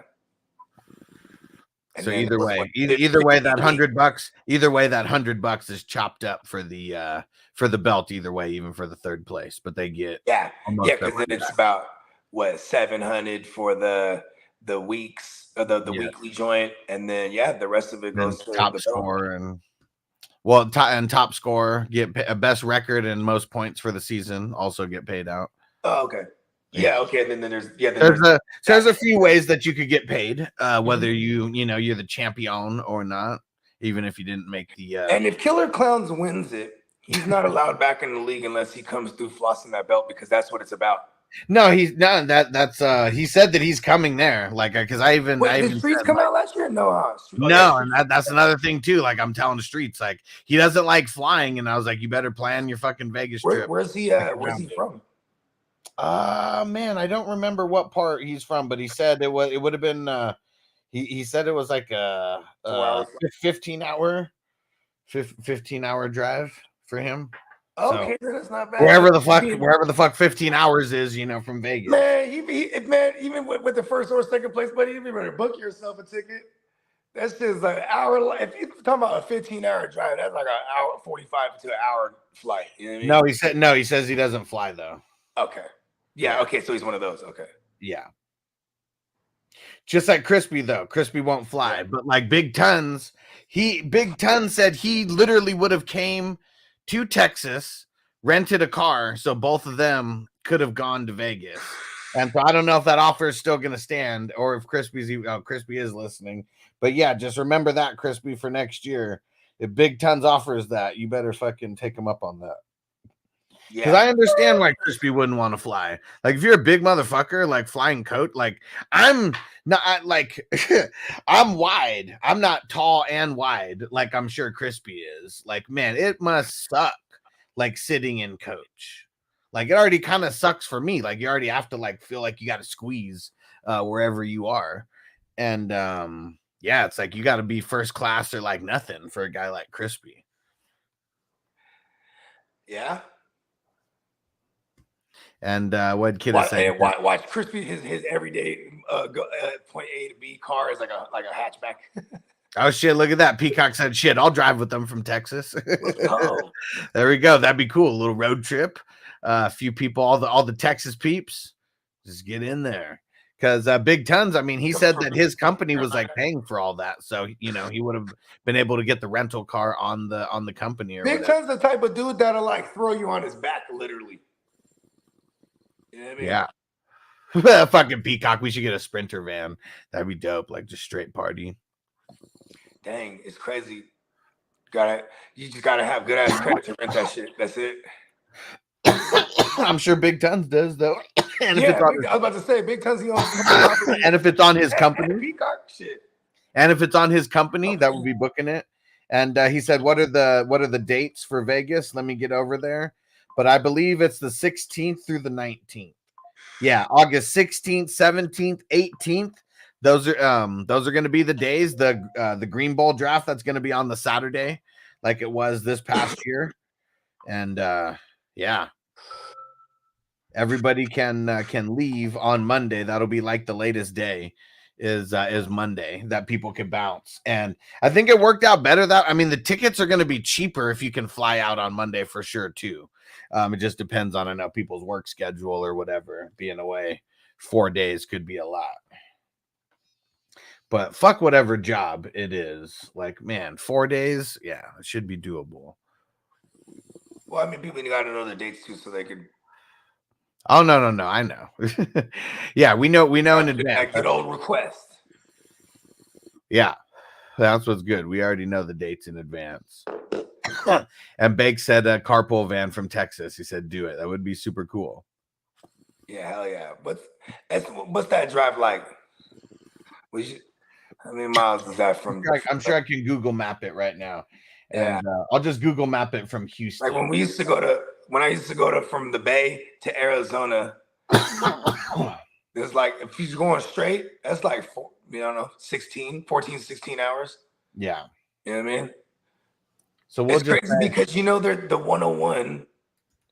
There's a 101 over there. I don't know if it's the same, but so I'll just go Houston to Las Vegas. So it's just giving me center city of Houston. 21 hours. That's a long ass drive. If you're doing shifts. Yeah, I mean motherfuckers wake up. I mean that'd be a big miss. I'd much rather just take that 2 hour and 45-minute flight of what it said that it is, but I know certain people got their it's hard to get people to fly if they never flew like that. Well, and I mean I don't know unless you like make a trip of it, right? Go down and go see the Grand Canyon and all the shit and do it, you know what I mean? Go see the Hoover Dam and then you know what I mean? Yeah. You're in Vegas. Or even go through Arizona. Arizona's a nice little stop. Smoke some weed. Check out the cool fucking sights. Nice little scene over there in Phoenix. Yeah. Because that'd probably be more realistic, huh? You crashing. Well, it didn't look like that was the way though. To Arizona. Well, actually, it's crazy. I guess there's two ways that you can go, and it says there's only a 30-minute difference in between each one. So you can either go through Texas, you could go through like up through Texas and go through like Albuquerque all the way straight, or you can go down to San Antonio and stay on the south border of America pretty much the whole way. Through New Mexico, through fucking Tucson and Phoenix and all that, all that's what I'm saying. To Vegas. So that's the way I'm talking about. There's two ways. Yeah. The Southwest. Yeah. Because we used to always go from down through LA, right? And then into Arizona. And then we would be like Maricopa and Phoenix. And then we would right up to Vegas. And that would be like 6 hours from there, 7 hours, something like that. Yeah, I wouldn't want to be doing all that. Actually, it might be like 4 hours. Yeah, that's one thing I'm not good at. I'm not good at like driving like any kind of long distances. Like, yeah. So if we are ever embarking on any kind of road trip or whatever, I definitely won't be the one driving. That's for sure. I'll tell you this much. I've only went on a couple like long drive joints with in the RV. That's the way to do it, bruh. Yeah, because you actually got space to move around. Yeah, hell yeah. We chilling, we cooking, we're grubbing, we're fucking drinking in the back, smoking in the bathroom. Fucking kids are asleep. Then my pop's like, okay, hold on. Then he'd be like, you know what I mean? Like, say there's some traffic, some here, switch with me. And he'll go to the back, smoke real quick. And Tino said, I drive like 3 to 5 hours a day for work. I'm used to driving. Yeah, I used to drive all over the place back when, I had a delivery service. But yeah, I don't know. It's different during the day and it's different driving in the city versus like being on a stretch of road, a stretch of highway. Yeah, I got the homie, shout out to my homie Mac Nees. He's a wheelman for life. This motherfucker just want to drive everywhere. We're going to Vegas, let's drive. I always fly back, but he's always down. I'm like, hell yeah, you down to drive? Fuck it, I'm out with you because he knows we carry shit. Yeah, a lot of stuff. He was always down for that drive. He ain't tripping. He drive the whole way too. He don't want to know. He just, you know what I mean? He just one of them guys. Like they enjoy that shit. My uncle Pete's that way too. He's a truck driver. This motherfucker loves his job, bro. I'm like, he just drives overnight. He goes up. He works for. He's out there, and he's actually out there in Vegas now. Okay. Yeah, he's been out there for like a year now. Yeah. I'm not a good wheelman on the highway. That is for sure. I think I did talk to you one time when you're What like, Zeb? I told you, I was like, yeah, hit me, bro. When you're driving, you know what I mean? Stay awake and shit. Yeah. On the mission's back. Yeah. Zeb said, "What up, guys? Still drunk and full from Xmas. I like it." Yeah, and that mission was to come back from fucking Palm Springs. Should have just stayed there. That was a crazy like 2-day span. I'm in Palm Springs, hanging out with Hess and Ricky Williams, and then fucking left there at like, I don't know, 11 o'clock at night or something. It might have even been fucking midnight. Who the fuck knows? I don't even know how the fuck I got home. Like, so fucking dangerous. Is that closer? Palm Springs? Yeah. Like No. I was like an 4 hours.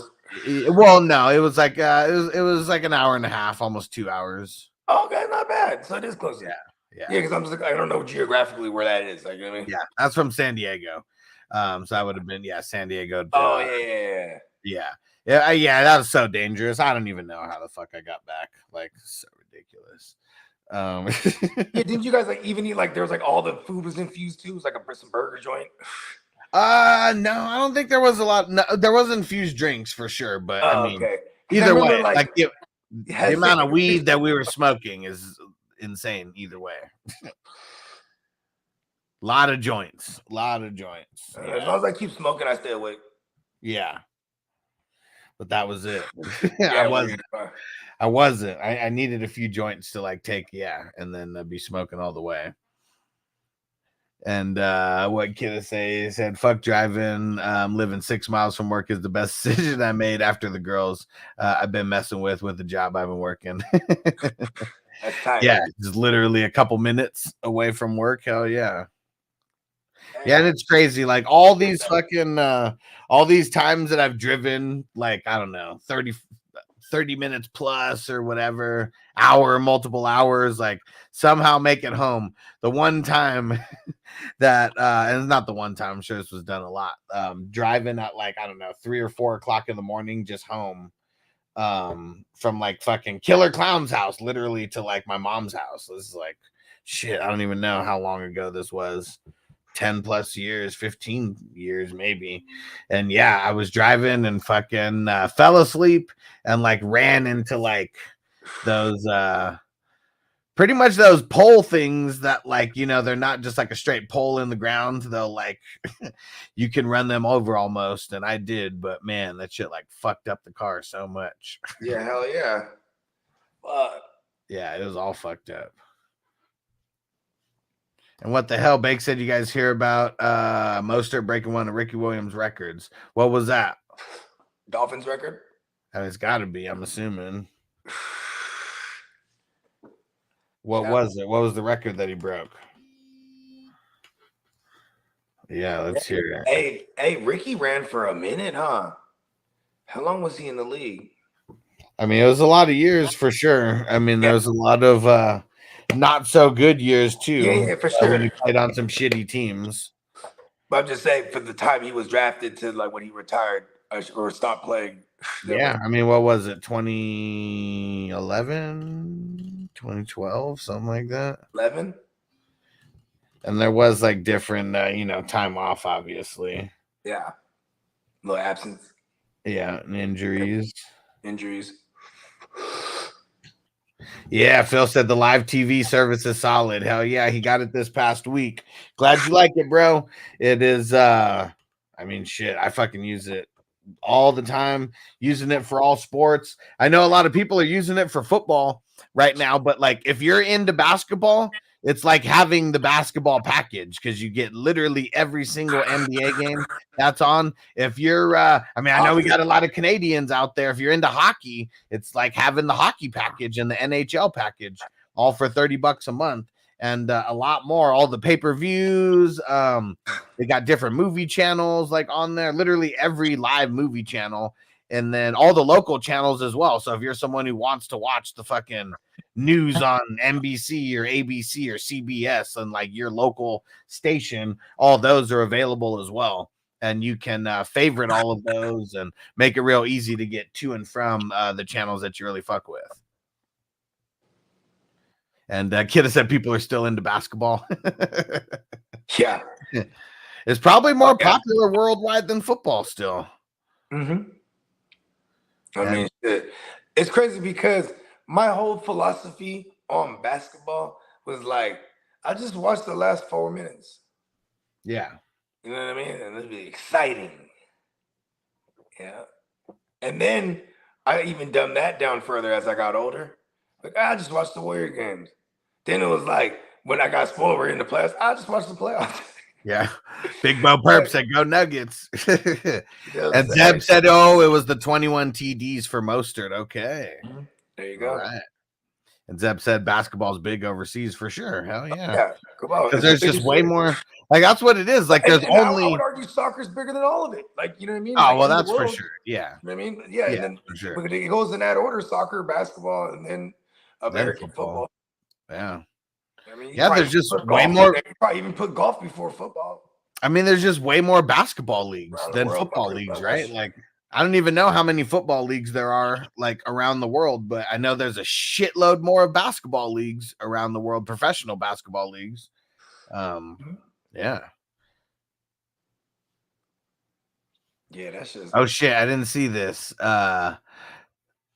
Crispy said, just in case you missed my previous message, doctor said that the biopsy in my ear that they got all of the cancer. Nice. Yeah. Awesome. Yeah, Pops, man. Great That's news. awesome. Great fucking news, Crispy. Great fucking news. Man. Yeah, That's man, we preserve life. You know what I mean? Loading up this dab for you, Crispy. Great news. Great news.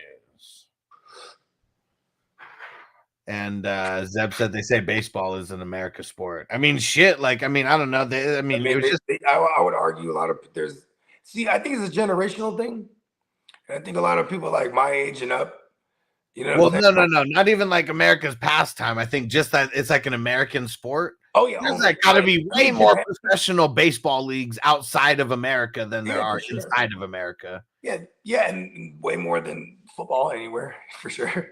Yeah, I mean, because even if we're counting every single division of baseball as one like league or whatever, you know, AA, AAA, the rookie affiliates, like all that, even if that counts as one league each, I mean, shit, fucking, I mean, just going down to South America, you know, crazy amount of leagues over there. Bogey said Japan. I mean, crazy amount of Japanese professional leagues, right?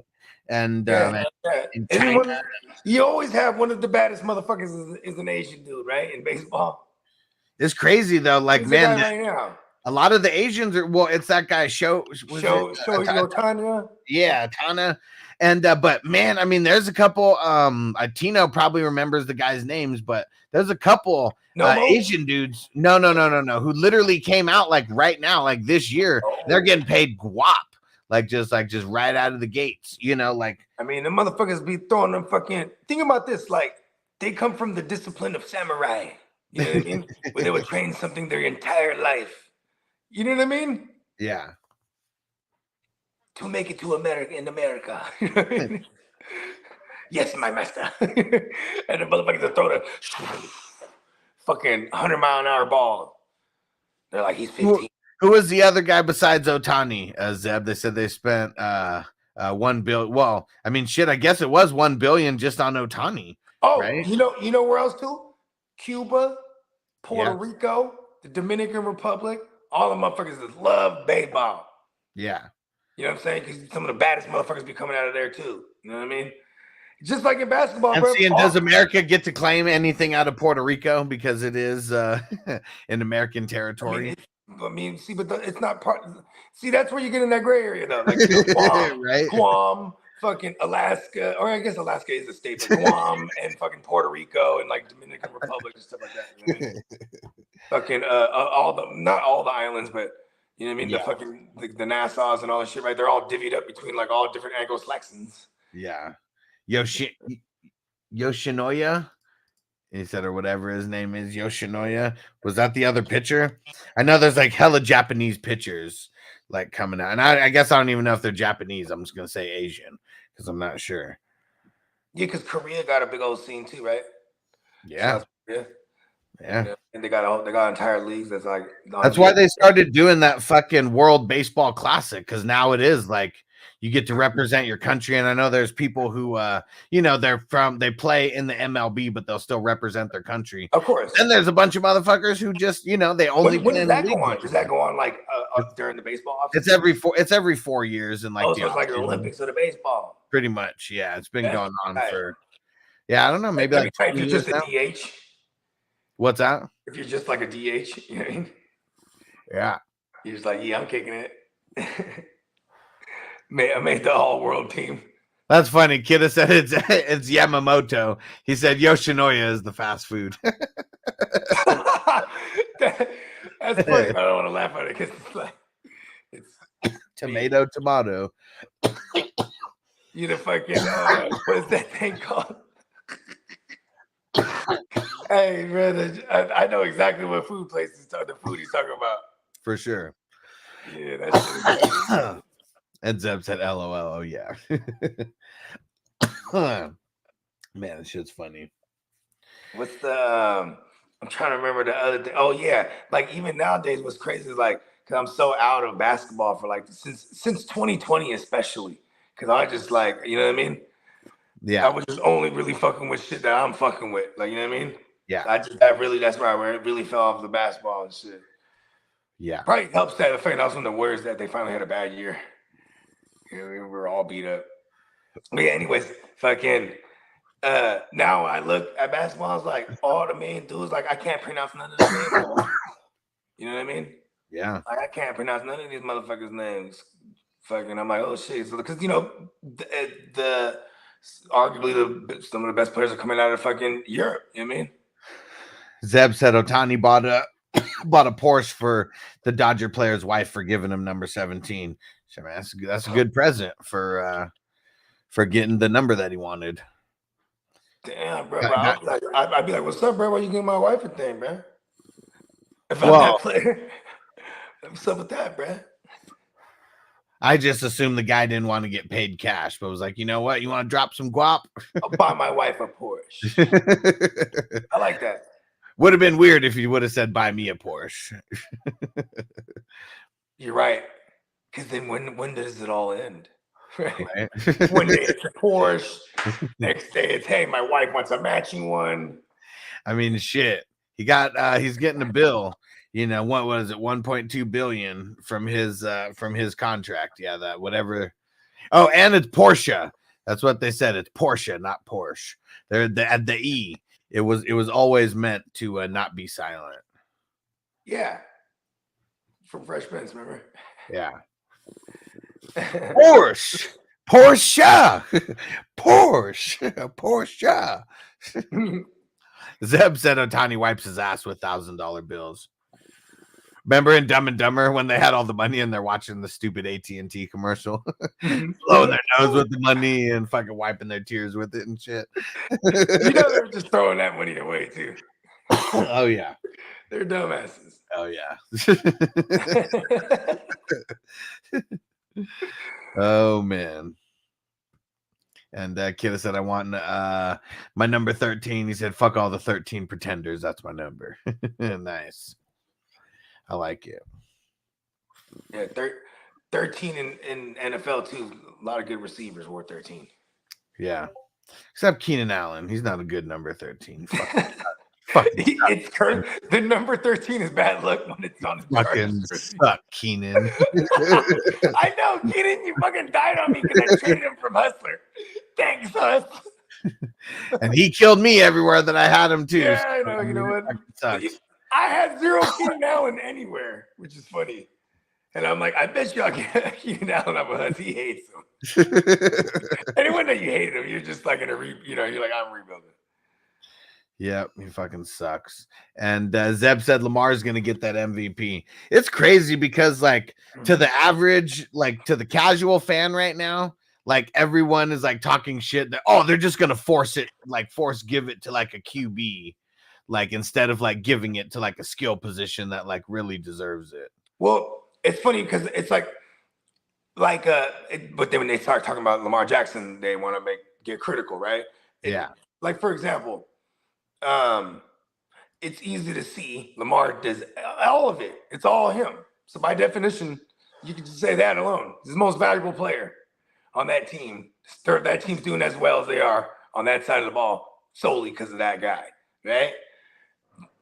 When you look at Tua, if he continued his numbers and all the shit that he was doing early on, everyone will just say it's the scheme and it's the weapons he has. It's Tyreek, right?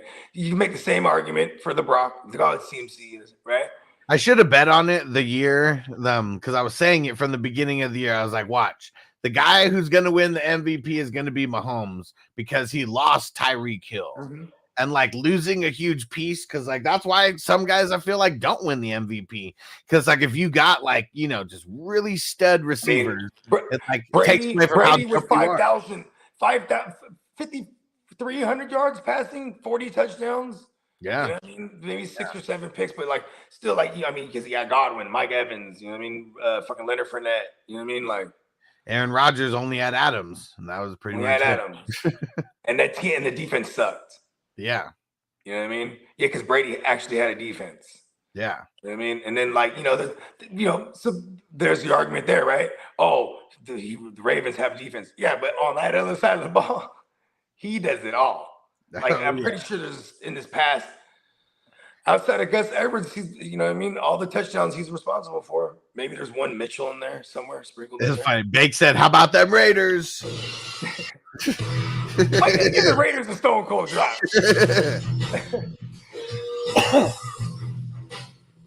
Zeb said Tyreek gets over 2K, he deserves it. He's not getting over 2K. Like he would need such unbelievable games. Like he needs to go over 2K. He would need an Amari Cooper game 2 times in a row. Yeah, exactly. He needs to go over 250, like in multiple games back to back, and that might not even be it. He might need more than 5. 3 games. Oh yeah, 3 games. He has like less than 400 to go. Right? No, 2 games. Because just 2 games. 17 and 18. Less than 400 to go? Let's see. Let's go check. I forgot we just had games. Yeah, and I don't even know what he got in that. So he didn't get enough to get me over the hump. Yeah, he needs 359. So let's see. What is that for 2? 359. So he needs one. He needs $180 in 2 games in a row. I mean, that's a tall task. He needs to go over 200 in one of those to make it a little bit easier. Like he needs to have one blow. If he has an Amari Cooper game and goes off for 260, got to make it a lot easier. All of a sudden, we forget about all the big games Tyreek Hill's ever had. Like, Amari Cooper game. Because before that, in recent history, it was actually Tyreek. Remember against Tampa? You know what's crazy though? He's only had 1 200-yard game, and that was week 1. Last year he did it multiple times. Yeah, right? That's what I'm saying though. Like in his repertoire. Oh shit! Never mind. Last year he didn't do it at all. Okay, the last time he did it was against Tampa Bay in 2021, I think. Well, I mean, he did it week 1 versus the Chargers. Yeah. That's right. He did that. Yeah. He went for 215. But I'm saying before, I swore that he did that last year, but he hit 190, 188, 170. So he was hella close. But I just remember where all this is coming from, right? It's because he made the declaration. Yeah. He's going for 2,000. Yeah. Mm-hmm. I mean, he's gone. He's had multiple games over 180. Mm-hmm. And I guess that is the threshold. He needs 2 games of over 180. Yeah. It's like the higher that he goes over 180, the more likely it is to close up. I mean, if he goes for 190, that means he only needs 170. I mean, just makes it a little bit easier. They have the Ravens this week. And then who do they close out with? The Bills? What the fuck is the game? Yep, the Bills. Yep. Okay. I don't think he's getting it. I mean, it's and that's the only case I'm gonna make for him to be in any MVP conversation is because that's history. It'll put, you know what I mean? It'll put the Triple Crown was just enough to get Cooper Kupp in the conversation, but he still didn't win it, right? Didn't sniff it. No, CMC the year that he goes for what? Fucking 2,000 all. 1,000 and it was like 2,500 all plus. Purpose or whatever. Yeah, 1,000 each at least. Insane. Didn't win it though. No, but it got him like in the conversation, but still, like you know, he's definitely not gonna finish like top 3 in that conversation. You know what I mean? Like it's always gonna be the QBs. And seeing like, let's see what CMC is doing this year now after this past week, because he's the other one who's always going to be in that combo. Yeah, see what's crazy is he's not. I mean, outside of the touchdowns, because he does have 21 tugs right now, though. I mean, that's solid for any skill player. 1395 on the ground, 537 through the air. Like, I mean, that's not even fucking with his that, you know. He had over 1,000 receiving, like, you know, that year, and yeah, he's not in. That's why I was always still on the side of like it was the Brock who should be in the conversation, not just CMC, because you know people are like, oh, it's all CMC. I'm like, well, I guess like you know it's a large part of it, but I mean, this is the most rushing that he's ever had in his career, so I mean that's good. But yeah, I mean but because the rushing is so much, that takes down from the receiving. And yeah, like even on the touchdowns, like you got to fuck with like LT and Sean Alexander numbers. Like you beat 31 total touchdowns, you know, from LT, he'll get the MVP for sure. But right now he's like 10 away from that shit. Yeah, and then there's Raheem Mostert too, where it's like the numbers aren't the same in those other categories, but the touchdowns are. You know what I mean? Right. Yeah. So it's like, you know, like that's why I'm and then we're going back to Tyreek Hill. It would have to be a history-making thing that we all see. You know what I mean? Otherwise, it's Lamar now leading the charge. Yeah. Will said CMC is not LT. Nobody beats LT. I mean, LT's the man, and then nobody was scoring. Like he was notoriously scoring 3 to 5 touchdowns like every single game that year. Like that was just insane. Because what's that breakdown to? 32 divided by 60. Yeah, I mean, that was like literally 2 a game the entire year. And like, that's an insane average. Yeah. That's it. I mean, you know what I mean? That's what you want. I think someone who didn't have quite that, it might have been like 1.5 a game in his average, was the first couple, the 2 years he was bad as a motherfucker, was Todd Gurley. He was getting like close to 18. Even Aaron Jones was getting what, like 18, 19. You know what I mean? That's what I'm saying. We've seen that out of skill guys. You know, it's not like it happens all the time, but we see that get touched. But like, who was it? Sean Alexander. I think he had 27 or whatever. I don't know if he had any receiving like LT. LT had 28 rushing. And Derrick Henry ran for 2,000. Wow. He was barely in the conversation. He was in it. Yeah. Yeah, if he would have had like 25 tugs, you know, then that's something different. I was gonna say he would have had that, done something we've never seen. Breaks the fucking 31 touchdowns, and he goes for 2,000 on the ground. You know what I mean? Yeah. What did he have that year? 19 or something? Something like that. And Kidda said Jim Brown's the best running back ever. I don't care what anybody says. I don't think too many people would argue that. Yeah. And rest in peace too. Yeah. Yeah, he ran for a minute too, right? That's the old NFL. And Will said CMC and Lamar over Tyreek for me. Yeah, I mean, for me, it's been Lamar for a few weeks, and like now, especially now, like I don't know how.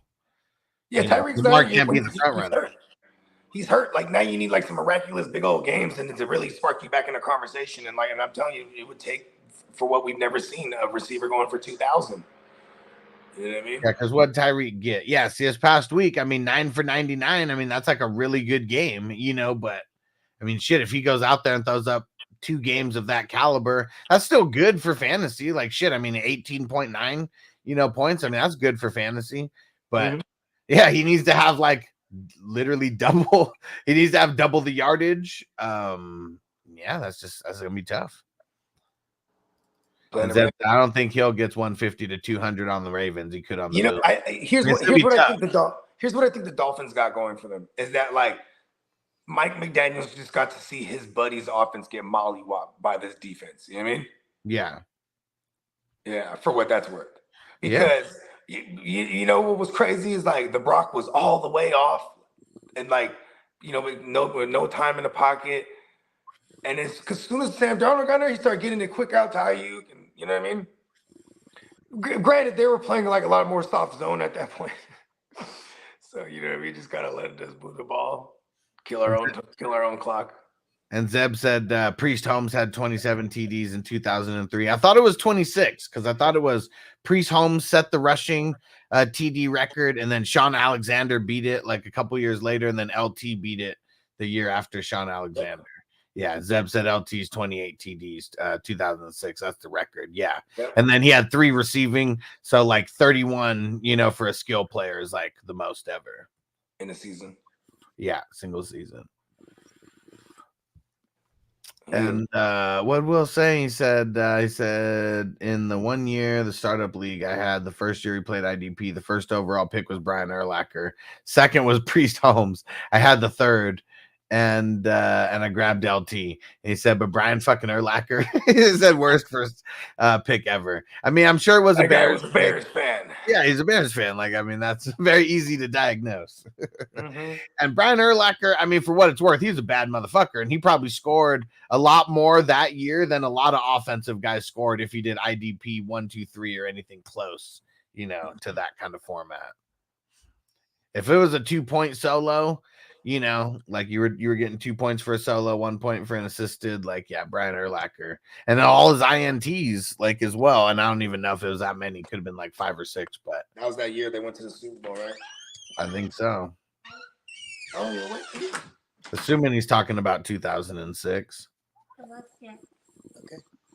Come here. Yeah, LT wish he could have went to the Super Bowl that year. Yeah, they lost to the Patriots. That was the year where were they hurt too? What the fuck? Will said 1 point solo and assist. Okay, so just 1 point for any tackle. That's insane. Brian Urlacher probably scored a crazy amount, but yeah, that's crazy that it's the exact same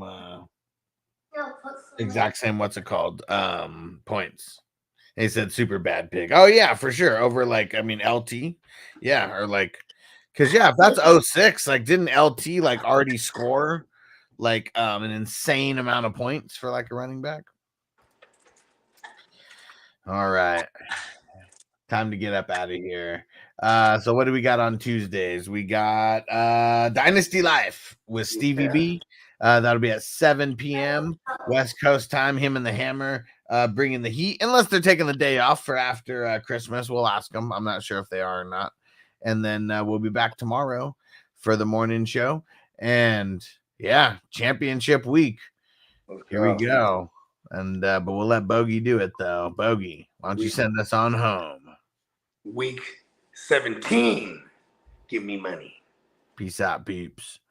Defense on me. I don't want them to gain another yard. You blitz all night. If they cross the line of scrimmage, I'm going to take every last one of you out. You make sure they remember forever the night they played the Titans. Here comes the